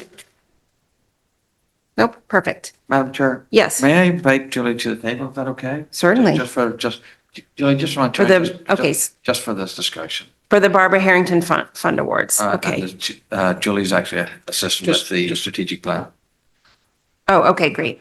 Going back to the discussion, there's no appetite to purchase the 17 ViewSonics. Okay. In my opinion, we purchased the broken ones, but if there are folks who disagree, I'm happy to hear. I think we purchased broken ones, but inevitably, the goal was to purchase 30. We purchased 11 that were already broken. I'm sure that in the next year, we will get more broken ones. That's terrible English, but with more will break. So I am in favor of taking our surplus and purchasing more. So I would like to make the motion to purchase the 17 that were requested to purchase. Okay, is there a second? There is no second. Fair enough. No motion. Thank you, Dennis. Oh, wait, so I have to do that now. Okay, so Dennis made a motion. Did you get his language? Motion me 1 second. Okay. Motion to Purchase purchase. 17. These Whatever are- they're called, Fusonics, yes.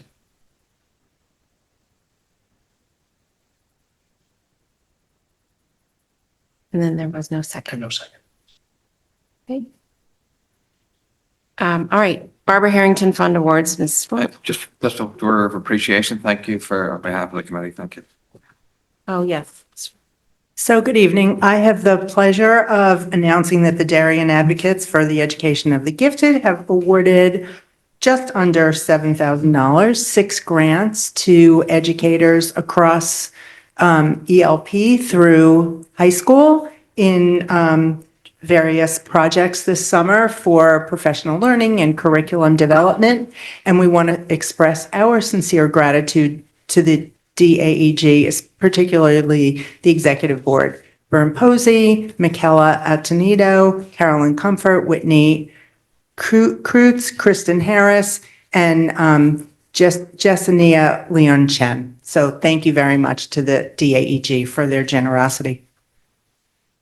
Great, thank So you. this generally doesn't come through a gift because we don't exchange money. Our involvement in it is really our curriculum staff meeting with the committee and just sort of reviewing some of the projects that the teachers are participating in, just to see if they're keeping in line with what we're doing. Yes, because I think that's important. A couple of years ago, there were some very generous grants that were well-intended, but where the training was different, somewhat contradictory with what we were doing in-house. So that's why our curriculum staff are involved. Okay, any questions about that? Thank you to the DAG, as you said, and all of the members who made that happen, and we look forward, we hope the staff have a wonderful time learning more. Okay, spring update on district strategic plan and board goals. So you'll see a correlation between the board goals and the strategic plan. That's not a bad thing because that shows at least the redundancy is not that bad because there's some coherence between what we're trying to do. Thank you to Julie. She's pinch hitting for Amy here in terms of the strategic plan. I'll make a proposal, Madam Chair, if we go through, for instance, the first goal, we'll just hit a couple of highlights and then ask for questions after that if there are any. We've followed the same procedure, which is really, in this case, the green, it represents the update to the evidence and the strategy, particularly around the evidence.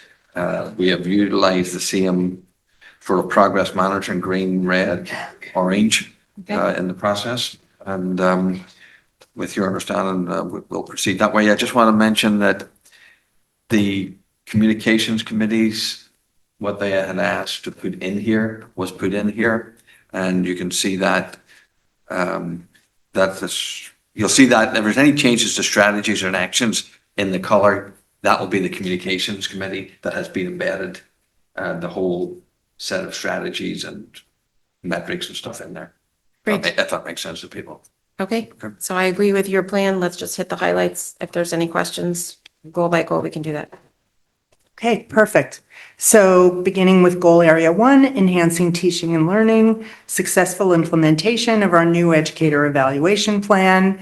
We are shifting from TAPL to Google Classroom for more efficient monitoring. Our play-based learning, we have successfully implemented scenarios in ELP and kindergarten.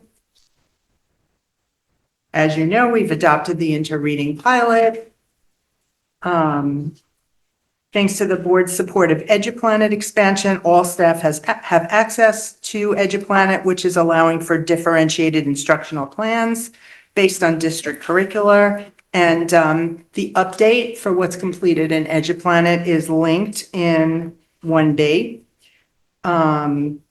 We have collaborative teams, general education and special education teachers together engaged in curriculum development. There's a big focus at the middle and high school level on embedded performance tasks.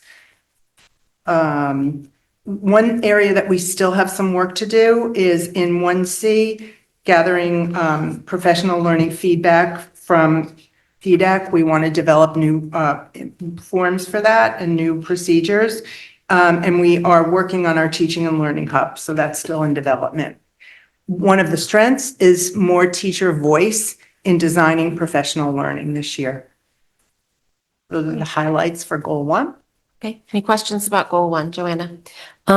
It says that each school completed 2 instructional rounds. What does that mean? Like every single grade in every school has done it twice, or just 2 different, each grade? What does that look like? So they have teams in each school, and they're usually, they might not be teachers in every grade. It might be kindergarten for like, a few primary teachers, a few upper grade teachers, or a few from each team or grade in secondary, and they participate in the rounds. So over the course of, a year, probably everybody does participate, but some might be within departments, some might be whole school.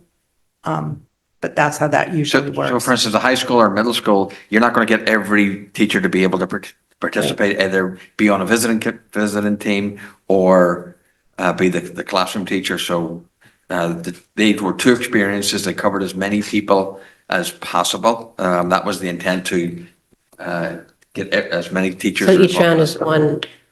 It's okay. I get it. Yeah, Now. Experience. Might have about 8 to 10. Yes, thank you.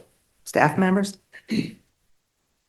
Okay, anyone else, Greg? Just, for this one, is EduPlanet, should that be part of this one in some fashion or no? Yes, the update to EduPlanet is linked in here. The curriculum that is completed at each stage, and you'll see that there's been a significant amount of work done since the winter update. Yeah, maybe I just missed it. Yeah, I'll come up. Actually, it's in a couple. It's in a few places. It's in a few places. Yeah. Greg. It's Okay. 1A. And I know we talked about this at the last curriculum committee meeting, but I think like there's 2 components of the EduPlanet that are important. One is just getting all the curriculum stuff actually in place, and then it's actually rolling it out to the students and having that connectivity between like what's actually on there and what's actually being communicated to the students. The students are aware and actually using it themselves. And we have included here a link to like the progress, what percentage of the curriculum of each of the curriculum has actually been updated. Great. Thank you. It is linked in one big. Okay. Goal area 2. So goal 2, fostering a culture that promotes wellness, diversity, and inclusion. At the high school level, peer leaders and staff participated in sources of strength training, the ongoing work of the MTSS committee. We are developing instructional strategies to be included in the handbook that will be rolled out in 25-26. Ellen and Tim talked about guidelines for DHS cell phones this evening. School climate surveys were completed in April and May. And school-based teams are using the feedback to develop their school improvement plans. And those are the highlights for goal 2. Joanna? What is sources of strength? Can you say that again? Sorry, what is sources of strength? Sources of Strength is a program that is at the high school, and perhaps you can speak to that. It was brought in under the auspices of Alicia Dad as well. And they worked, I believe, ADL works with that also. But remember, we did Names Day a couple of years ago. Source of Strength, and students participated, they could speak to it also. It's really about being able to understand about managing feelings, emotions, and also, I think there were different assemblies that were conducted over 2 days, I believe. I would ask Ryan and Brenna, I was not there, so to speak to that also. But I think it was incredibly well received. It's something that also that Middlesex is going to be looking at as well. Thank you. Do you want to comment, Brad? Anything you guys have questions about, I can probably answer, but Well, go ahead. I mean, pertaining to Names Day, going off what Ms. Klein was saying, I thought it was beneficial to sort of the community, or at least my class, we were able to sort of grow our social emotional learning that, we strive for in many different aspects in our middle school days for advisory. So I think it was very beneficial. anything more to say, we've got to make that into it, possibly could.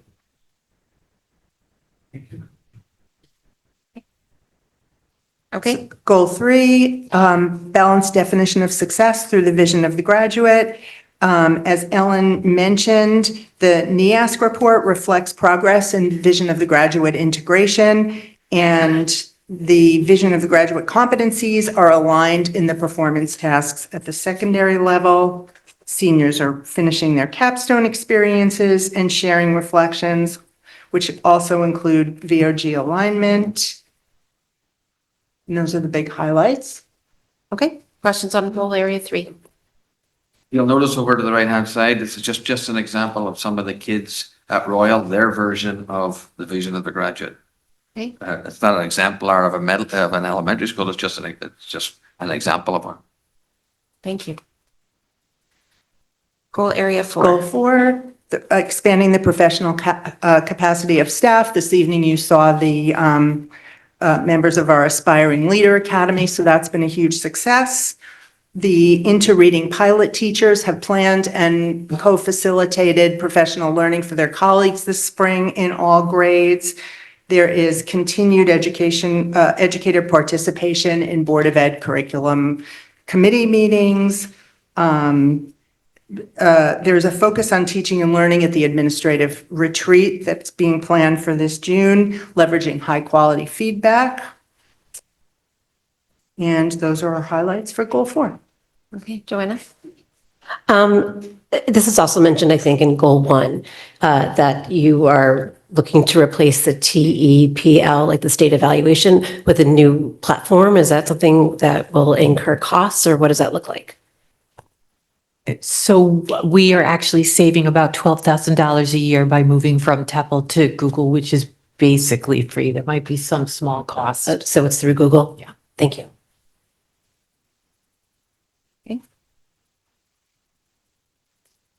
Goal area 5. So communication, and Dr. Adley talked about how all of these strategies are reflected in the communication plan. I just want to mention there that these strategies, the reason I put strategies under actions is because they were strategies under the communications plan, but we've made them into actions in here. That's what that means. Okay. Okay, questions about this? And the only other highlight is the elementary progress reports, which I know we discussed at curriculum committee. Is the elementary what? Progress reports that will be unrolled this fall. Okay, great. It's important, I think, that we go through goal area 5, not more right now, but just make sure everybody takes a close look at it, that it represents what we think came out of the communication subcommittee. Okay. Goal area 6, school facilities and safety, security modifications reflected in the FY26 budget, HHR, the renovation of existing spaces are beginning this month. Rich, I don't know if you have anything to add to that. Just that the middle school study will begin shortly as part of the 26 budget. It's exciting. Any questions on this one? No? Okay, goal area 7. Technology, and you had the update on the DHS cell phones. The District Technology Committee developed AI guidance that was shared with staff. K-5 library media curriculum was developed, revised to include maker spaces, the integration of the video wall in programs such as Shark Tank concerts and as a visual backdrop for Theater 308. Tim has offered sessions in AI in all of the schools. And a highlight is Aspen. There's an improved parent app that was completed this spring. So those are the highlights for Goal 7. I have been asked before, and I'm sure I'm not the only board member, sort of what's our AI strategy? And I understand it's going to be a moving target, and we're kind of at the beginning of it. But is there something, some sort of summary of this or anything else that's available to the public and or to the board? Absolutely. Yes, we can share that with the board. Great, thank you. So we have a working policy around it. We have a website link page. I would say that the experience has been to expand use of it in terms of expertise of staff, and try to learn by doing a little bit this year. We'll come back to the curriculum committee with how we might move forward, but it's not much grander than that at the moment in terms of we've accomplished some guidelines, ground rules, but also we're trying to have our staff take reasonable risk with it, like just try to enter, and some of them are doing it more than others and gaining some experience. So having some of that feedback at that curriculum committee would be useful, I think. Okay. Thank you. On that topic, are we currently using AI to police the use of AI? Like, I know you can use AI to check to see if like a paper was written with AI. Is that like actually? I actually don't know if they're using it like as in turnitin.com type thing, like that. That's kind of the software that teachers use at this particular point. So I'm sure someone's creative enough to do that. I'm guessing they are. Okay. Any other questions? No. All right, board goals. All right, so I'll talk briefly. Oh, sorry. I'll talk briefly to, yes.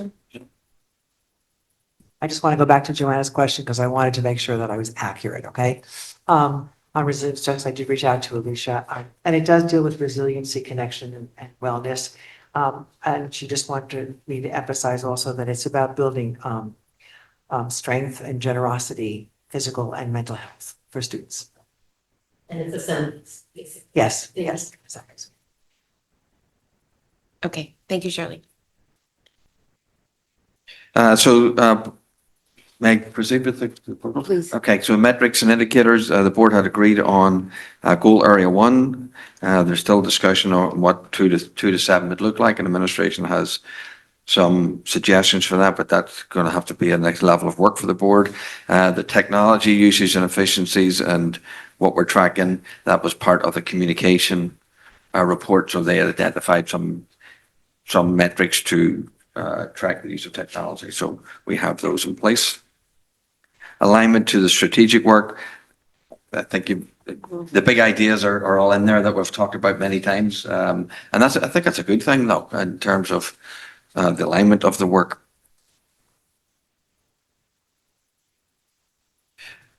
The strategic work of the budget, I think the budget process generally went on track, generally was smoother. I'll tell you, our staff really appreciates, and there's a huge difference whenever we can relatively stay on target with calendar. I know I contribute to coming off the calendar too, but that being said, it's just a huge difference of the productivity and the amount of work that can get done after the budget process is over. It's pretty still significant. But anyway, suffice to say, I think we followed the timelines, at least to date. Okay. The HHR building, I mean, we've done a lot of communications. I'll actually send something out, some of the newsletters out that were really well done. And we've had those updates. We've done recent walkthroughs of the building. I think we've posted those for people to see. We're well on track. We're on track with budget. We're on track with timeline. We have a calendar suggestion to actually deal with the move-in. Will you send out the most recent the little newsletters? news? Yeah, that went to all the elementary schools. Yeah, they were great. Yep. The communications primarily reflects all the work of the communications committee. Yes, we did have certain conversations, which included the Anti-Defamation League, a couple of other ones that have listed, hate crime ones that we held, superintendent forums. But the rest of it's really around the aspiring leadership and also the communications committee, kind of the work we've done there. So we're kind of on track with that. The board handbook, I'm hoping that we will be able to get the board handbook on the next agenda item. And I know I need to reach out back to you. We have reformatted and updated, so we're pretty much ready to go with have another look at it, and we can bring it before the board, hopefully. Board docs was not supported, so that's why it just says that. Yep. Okay. Thank you for that. Any last comments? Great, thank you for the work. That represents a lot of work. Thank you all. Okay, further discussion and possible action on proposed changes to 25-26 school district calendar. And as I mentioned, I think the board various members of the board have expressed they'd be interested in reading what you have in front of us and then talking about the thinking and then taking a vote at our next meeting in June. Okay, so I've tried to lay out in a memorandum some of the rationale, also some of the questions to be answered by people. Well, the questions that they had actually. So I represented another school calendar there on Fridays because that seemed to be the proverbial preference, certainly from parents and also from, I could say, CDSP. I think it was pretty consistent that Fridays would be a better solution if that was the case. I'm happy just to answer questions about this as we move forward here if you would like to. Again, we're working on the premise for the K-3 program, about 40 hours of professional development, ongoing regular professional development is advisable. But that being said, we've had a discussion. I'm happy. I've tried to answer some of the other questions and if you want. So I think also it might be important to hit a couple of highlights in terms of things we've heard of from the public. For example, some folks have asked us to start the school year after Labor Day, but our students are required to be in school for 180 days. So it isn't an option for us simply to shift the year back. I think you've also talked about the importance of spreading the learning out over time and not just doing it in a single day at the beginning of the year. Paying teachers is really, honestly, that's not really an option. I mean, it is an option, but it's a very expensive option. It's also catch as can. You can't require people to do it. So that's sort of piecemeal at best and very, very expensive model. Okay. So what you have done in response, as you said, we've heard from a lot of people that Mondays are very challenging. So we do have in here a look at what it would look like if we move to Fridays, late arrivals. But as you know, there isn't a mixed calendar of early arrival and early dismissal, you said, or anything like that. Yeah, and some of the half days, if we just had the K to 4 schools, or sorry, the elementary schools do early release or early dismissals. It may not just work out with the timing of the other school buses, the secondary schools, so there's a wee bit of a problem there of being regularly on time. Okay, Robin.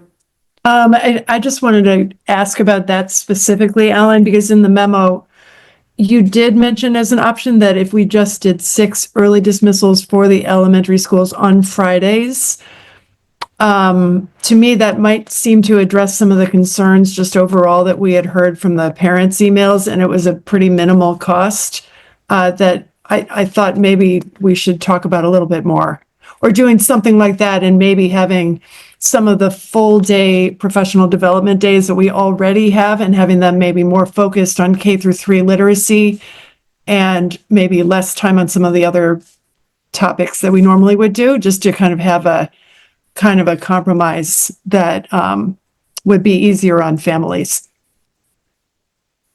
Rich, you want to talk about the timing of it?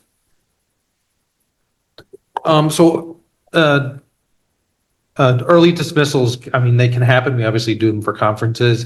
The difficulty we get is obviously all the buses are tiered. So if like you do an Oxbridge early dismissal at 1:30, they have to get to the high school by, before 2:30. And the difficulty of getting out of Oxford, as an example, doing all their routes, dropping off all the kids and getting there. Typically on a conference day, we do end up having some late buses at the high school and the middle school. But is it doable? It's doable. But logistically, it's harder than a late arrival. If we did do the early dismissal, we'd still have to do at least 2 of the late arrivals, just after the April break and the December break. Mm-hmm. Okay. Greg. I unfortunately missed the last meeting on this, but I have a lot of questions. I don't know if I'm going to go through all of them or. Why don't you go through them and we'll see what's appropriate to actually discuss tonight, and some of Okay. them might be just takeaways.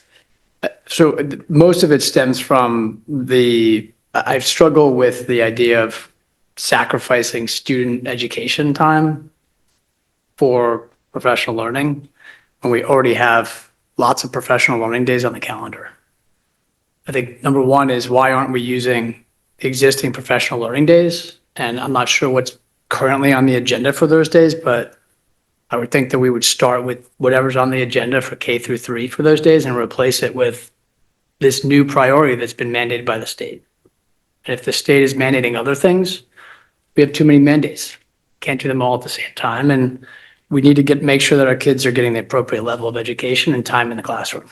So that's my first point. I think that there are other places in the schedule that I'd like to understand as well. There's all the various elementary parent conferences, like are there potentially some half days in there? I mean, I know in these early dismissals, it's only a couple hours that the teachers are going to get with each other to review this stuff. I'm sure we could find a couple hours within those parent conferences of gaps. Maybe that's a place we could find. And I'm sure that the parents who all wrote us many emails would be willing to help with that scheduling to make that happen. So can we get responses if they're? Sure. So the first level of response, there's a day, there's a whole day, and the opening of school sessions, one of those professional development days is all for K to 3. It's all for K to 3 reading. We also have another professional development day, but they're so far apart that like you just need regular, ongoing professional learning. You can't go from September to January without professional learning around this. I respect your concern about. I do respect the actual acknowledging that the work, the expectations that the state has around professional learning, because you just don't have the actual amount of days and time to actually cover what they want us to do. But there are mandated trainings that we actually have to do. It's everything from harassment training to everything in between. But there are things that we absolutely have to do. Also, that opening days, there needs to be time spent with faculty meetings, team meetings, just to get the schools up and running and functional. But one of those days is protected. The conferences days actually are mandated. You're mandated to have opportunities for conferences for teachers or for our parents. There's not a minute to spare in there, Greg, honestly. I'm not quite sure what you would mean by a couple of hours, because there are no hours in that whole period of time. Did you have other questions, Greg? Yeah, so then other observations are, there's 10 days in here with green days, which are all for this. We've got 2 days in March. Just seems like a lot, in addition to the other professional learning days. So the cadence was a big question. That they are going to spend time in August. Do they need to spend time, 12 days later? Is that the appropriate time? Or would October, removing the September day and just doing it at the beginning of October, then you have another day on the 4th of November, which is a PLC day. You could eliminate the 14th, that green day in November. And then you've got another day in January, the 16th. Like, there's a lot of days in here I feel like you could do and eliminate a lot of these green boxes. So Well, some of the green boxes, just for frame of reference, are what the high school have done and are doing, right? So that's like, we're suggesting tapping into it, but I just want to be clear that those were things that if you take others away, you'd be taking away what the high school has been doing for some years. Alan, did you look at a blend of, when we talk about kids in the classroom, we do some pull out and some push in. Are we doing any sort of push in type instruction, and is that possible? Well, let's be clear what we mean by push in. Sending specialized trainers into the classroom to support some of our teachers. Is it possible to alleviate any of this by? So coaches, I'm sure Amy, if here, she would maybe speak a wee bit more elegantly about it, but coaches is one thing, but I'll just say, coaching is a huge expense. I am an advocate for coaches, but it's still a huge expense of putting people and doing it one classroom at a time is not the way to, in my opinion, to go about this particular process, but And I can add that we do have some of those days embedded, but when we have 4 grade levels, and as Dr. Adley said, when you are in one classroom, usually because of subs, we would pair up teachers, so they're only seeing that once. It is helpful because they're getting the modeling, but it's not ongoing, looking at student data and planning for instruction. Okay, Dave and then Joanna. So 2 asks, not for tonight, but one, if we could put a number on huge for a couple of different models around coaching, and maybe there's a couple different flavors. The other thing is, to Greg's point, we have a lot of days on here. Some stuff's mandated, some stuff's not. To evaluate more thoroughly, can we get a full look at what this stuff is and how many hours and what's being evaluated? Because right now we're just looking at for the reading for the most part and the addition. Can we get the full panoply of what's going on and what time is being dedicated on so we can evaluate more fully? You mean the other types of PD that they're doing? That's correct. Thank Yeah. you. Sorry, one clarification. The greens, are those, you're saying that those are not all new? My understanding was that each of those. For the high school. for the high school. The high school has PLCs. What we're doing is adding PLCs to the middle school and the elementary school. And the elementary school target is for the reading instruction. Middle school is just being added on because that way you can do the whole district at once and it becomes cost neutral. So I appreciate that this approach is cost neutral. It's a $24,000 food expense. That's certainly nice, but it is a big change to how we run our district. And a big change clearly for parents to absorb. Yeah. So hence, Yeah, so my point was going to be along this way, that you've tried to figure this out by marrying the PLCs at the high school with PLCs in other grades. And I think what we're hearing from parents is that's just not tenable with, kids that young. There's a lot of dual working parents in this district. Moving it from Mondays to Fridays was a help, but this really needs to be early dismissals. And again, I think, the burden of this needs to be felt by everyone, not just the parents. So, the idea of taking a couple of these additional PLC days from elementary away and putting 2 hours, if it's instead of on November, for instance, in November, you have the full PD day on the 4th and then the PLC on the 14th. If you keep that PLC day on the 14th only for the high school and then take those 2 hours of time and do K through 3 in the beginning, during the full day, I feel like parents will start to feel like we're all doing this together rather than they're being asked to carry the, outside burden of this. okay, so the board is asking whether or not it's possible to do a mix of early dismissal and, what's the other thing? Late arrival, please. Understanding that, again, what your assumptions were going in. We're asking to help us understand a little bit better what you're trying to balance with PD. And we're asking for, if you were to do some sort of coaching model, what we would be talking about from a cost perspective. That's what the board is. An instructional coaching model, you're probably looking at about $800,000. Okay. And then what about, like any sort of specialized trainer? Do we know? That I don't know. Coaching model would be about $160,000 per school. 160,000. I mean, you can't, I don't want to get it. Generally speaking, coaching, you would need somebody in every building. Okay. I mean, generally speaking.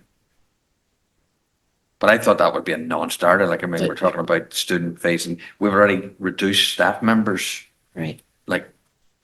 And don't we have a bunch of teachers that have already learned? I mean, they just did the whole year with this intermediate program. teachers. They did the pilot. So don't we have a bunch of people who are trained? Who will be helping their other teachers? Is that sort of the Well, purpose? yes. I mean, that's what the professional learning time, Greg, Yeah. would be for them to help Yeah. and discuss with their respective teams. Yes. Katie? I have a lot of thoughts on this. I agree with Dave. And I know I've said this before, but I think we do need to have a review of our professional development. There have been a lot of questions and a lot of opaqueness. There's questions about whether the high school PLCs are even effective as they are, let alone something that should be replicated across the whole district. There is instructional loss, and shortening a day, it's not just those 2 hours, the whole rest of the day is less effective. We have to acknowledge that, and we have to make sure that what we are trading them for is actually worth it. So I would love to see that happen on the calendar. I appreciate the quantification, Rich, about some of the numbers. I think partly what this board is also asking for is options. Is we want to know what you did look at and what isn't working. For example, we used to spend $100,000 a year on teachers college to be part of that continuous learning component. So that's money that we used out of a grant every year, for 10 years, for 15 years, for however long, that was here. So it's not crazy to think that we might be able to, use grant money to look for continuing development with that. Additionally, if we're getting in the neighborhood of, $800,000, those kind of numbers that are astronomical, clearly, that's when we start having conversations about, does it make sense to hire an expert in this field? And if we had one full-time staff that spent their time between 5 buildings and then is able to help us roll out with 4th and 5th grade, is that a good use of money? Are we saving money and saving hassle in the long run? These are the things that the board wants to see. They don't want one option and then have to poke holes in. I think that's what we're really asking for. It's hard to imagine that we can't condense some of the PD that's already on the calendar, those yellow boxes, some of those conference days. It's really hard to imagine that we can't look at ways to be more efficient in that. So I really hope that we can get a bit more creative and a bit more thorough in what comes back to the board for the next time. So I'm happy at the board. The board has to make a decision probably next week, or if it doesn't, that's okay. But I can't really opine on it then after that. We've got another meeting to do. Put this forward as a suggestion for your K-3 teachers who asked specifically for it.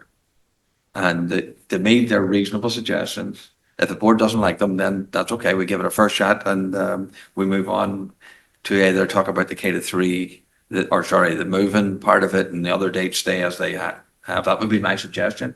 But because it needs to be closed out at the next meeting, I think. Yes, I think that's true. It needs to be closed out at the next meeting, will be my assumption, so that you all can plan accordingly, right?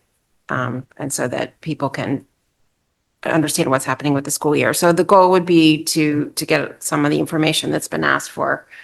And I don't think we have to wait till the meeting packet if something's easier to get beforehand.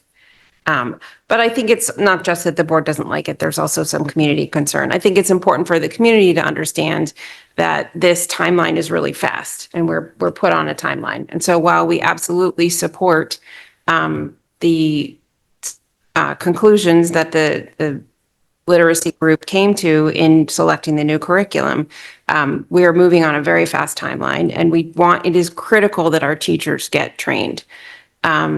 So we are all of us in a little bit of a bind, but let's You have right now you have the PLC time, the late arrival time. You have 6 early dismissals as a proposal in combination.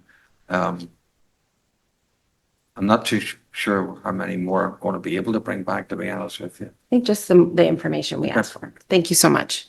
Yes, Dennis. To throw another monkey wrench into the calendar. We have 2 Jewish holidays. We can argue you have 2 Christian holidays of Christmas, and I would be curious to see how other districts handle Muslim, Hindu, and Buddhist holidays in their calendars. And for us to look at to have the 2 Muslim holidays, the 2 high Hindu holidays, and Buddhist holidays put into our calendar and see what that would look like. Or at least just have some information about Other districts and how they handle those holidays. Okay. Okay. Thank you. With that, we move on to further discussion and possible action on the 26-27 district school calendar. Dennis, your question might be more pertinent to 26-27, but particularly as we're about to vote on it. You folks want to hold for that last bit of information? Or you want to go ahead and vote on this now? Yes, Dave? I'd say yes, but to wait, but. To wait. That'd be my throw it out. Yeah, I think we might as well do all the calendars together. Great. Okay, so we'll move on. Further discussion and possible action on revisions to Board of Education policies, March. Nothing new. Nope, nothing new. So Okay, we have it on if you would like to make a motion. okay, I would like to read the motion, yes. So, Yes. I don't know when the right time to talk. I'm not sure when the exact right time to talk about this is, but we have on here the code of ethics that we're asking our staff to, that we're adopting for our staff to use. And I feel like we could have some policies maybe around board behavior, particularly to social media. So I would like to request that we bring that through the policy committee. Second. Thank you. Okay. Great, fine, yes. Just one piece, I'd like to also tie that back to the board member handbook as well. Just recognizing the timing and the synergies there. Okay. Okay. Yes, Dave? We have parliamentary procedure. Yes. I think we're entertaining a motion with another motion's proposed, not Yes. said. Don't want to table that necessarily, but I think Right. in order we need to address the first one. Technically, I had picked it up. I think we're on the first motion. I hadn't read it yet, right? We're reading it, yeah. I'm reading. Okay, let's just finish policy then. Sure. All right, may I have a motion to approve the proposed revisions to board policies 5175, bullying prevention and intervention in safe school climate plan, 5180, restorative practices response policy, 5375, suicide prevention and intervention, 1225, visitors, 1310, school security and safety, and 4010, code of ethics as presented. So moved. Okay, Dave moves, Dennis seconds. Is there discussion? There can be discussion. Sure. I had a question on this there's a bunch of language in here around this like new definition of bullying, definition of challenging behavior. Is this specifically the language of the law? Yes, This is like how the law was written. yes, Modified recently. Was it last year or this year? yes, effective July 1st. Right. It like reading the language, this is just my view, I'm not an attorney, but it does seem like I'm an attorney. It's terrible. it opens us up to like a lot of problems. I mean, 100%. to use like a really simple example, if a kid is constantly sneezing in class, that would constitute bullying because it interferes with the education of other kids. Simple. They have allergies. It's bullying. But it makes absolutely zero sense to me. And I realize that the state is putting this out, but it doesn't seem like someone with half a brain who's been in a classroom recently actually wrote the law. And this is the point in the subcommittee meeting is that really we have no choice in this language. This is being forced on us. It's a legal change from Hartford. It's another, it's basically another unforced mandate where, representation was not from the local community as to what we want these definitions to be. It came down from the state. So Yeah, so we don't have any choice. I do have a question about that as well. I maybe not for this, but generally, I think that we need to be standing on our own. And if the state came out with a law that said that bullying was mandated, I think we would all say, we're not going to put that into our policy. Just to use the extreme example. If the state came out and said bullying is okay, we would probably say, no, we're not going to put that into our policy. And that's an interesting point. I'm going to piggyback on the point made here about bringing things up to the policy subcommittee. Perhaps that's a discussion we should calendar for the policy committee to talk about times when we want to maybe have conscientious objection to the state versus local control and maybe have a broader conversation on that point. Sure. So I'll just throw that out as a suggestion. Okay. So let's finish this motion then. Okay, so there's a first and a second. All those in favor? Okay, that is unanimous. Okay, and then it's a little bit off agenda, but we have some questions about what to go to the policy committee. I don't know if I literally don't know if it needs to be a motion or if it's just something that we can ask. We can do it at the retreat. That's true. We can do it at the retreat. When we Yes, discuss Dave. this. So not reading the policy, but my recollection is that it's pretty broad and any community member, any board member, Correct. any teacher, any resident, can bring up policy suggestions at any time. So I guess I would defer to you administratively, like how would you like to do that? Yes. I have one I'd actually like to bring, so and I can just email you that and then we can see what, or if we want to try and make a motion here and amend the agenda. So just throwing out a couple thoughts. Go ahead, Keith. I like the idea of it going through the policy committee and following our structure in the way. So is it right that we just need a certain number of board members to agree to send it to policy? So there's two different things we're talking about. One is the policy, which basically says, who can raise a policy change. And so that's what Dave is referring to. There's the subcommittee policy, which talks about how subcommittees work. And technically, they do the work that the board sends to them. So for example, the policy committee itself is running through the audit. So I think. Use your laptop. Can you do that? I think that it's really a little bit up to us because you could interpret either policy. I think it's probably easy enough since we're sitting here at the board table just to formally send some stuff to the policy committee, then we're all on the record. But I think the spirit of it is any board member or other folks should be able to identify a policy they want discussed, and you would hope that. And to you be would honest, support there's that. historically a little bit of play at joints. We're not wedded to our policy. Things come up from time to time. Right. We react to them. So Right. if there's things people want to bring up, I don't Right. see why we couldn't get something on sooner than later to address it. Yeah. Like we brought up policies during the retreat and thrown it in new work and discussed as a board, kind of the direction we want to go. So Yes. I would suggest we do it. If we Okay. want to talk about ethics and Sure. social media policy, we can We'll do that at the retreat. Okay. Yeah. And then I you don't send the want- work to the policy. Do it at the retreat. So send some guidance to policy from our retreat. That's Yeah. not my suggestion. I mean, Sounds like you'd like something sooner than the retreat. well, I think that I wanted to follow our typical subcommittee policy where I think that what we said tonight at the table is enough, that we need to look at this, we should have a policy. And so I think it makes sense to send it to the policy committee and let them do their work to find out what is typical, what might work for us. I think that's. So Joanna, why don't you make your motion? Excuse me for interrupting. And then we can, if there was a second somewhere. I'd like to make a motion to move, have policy, research and recommend, I'd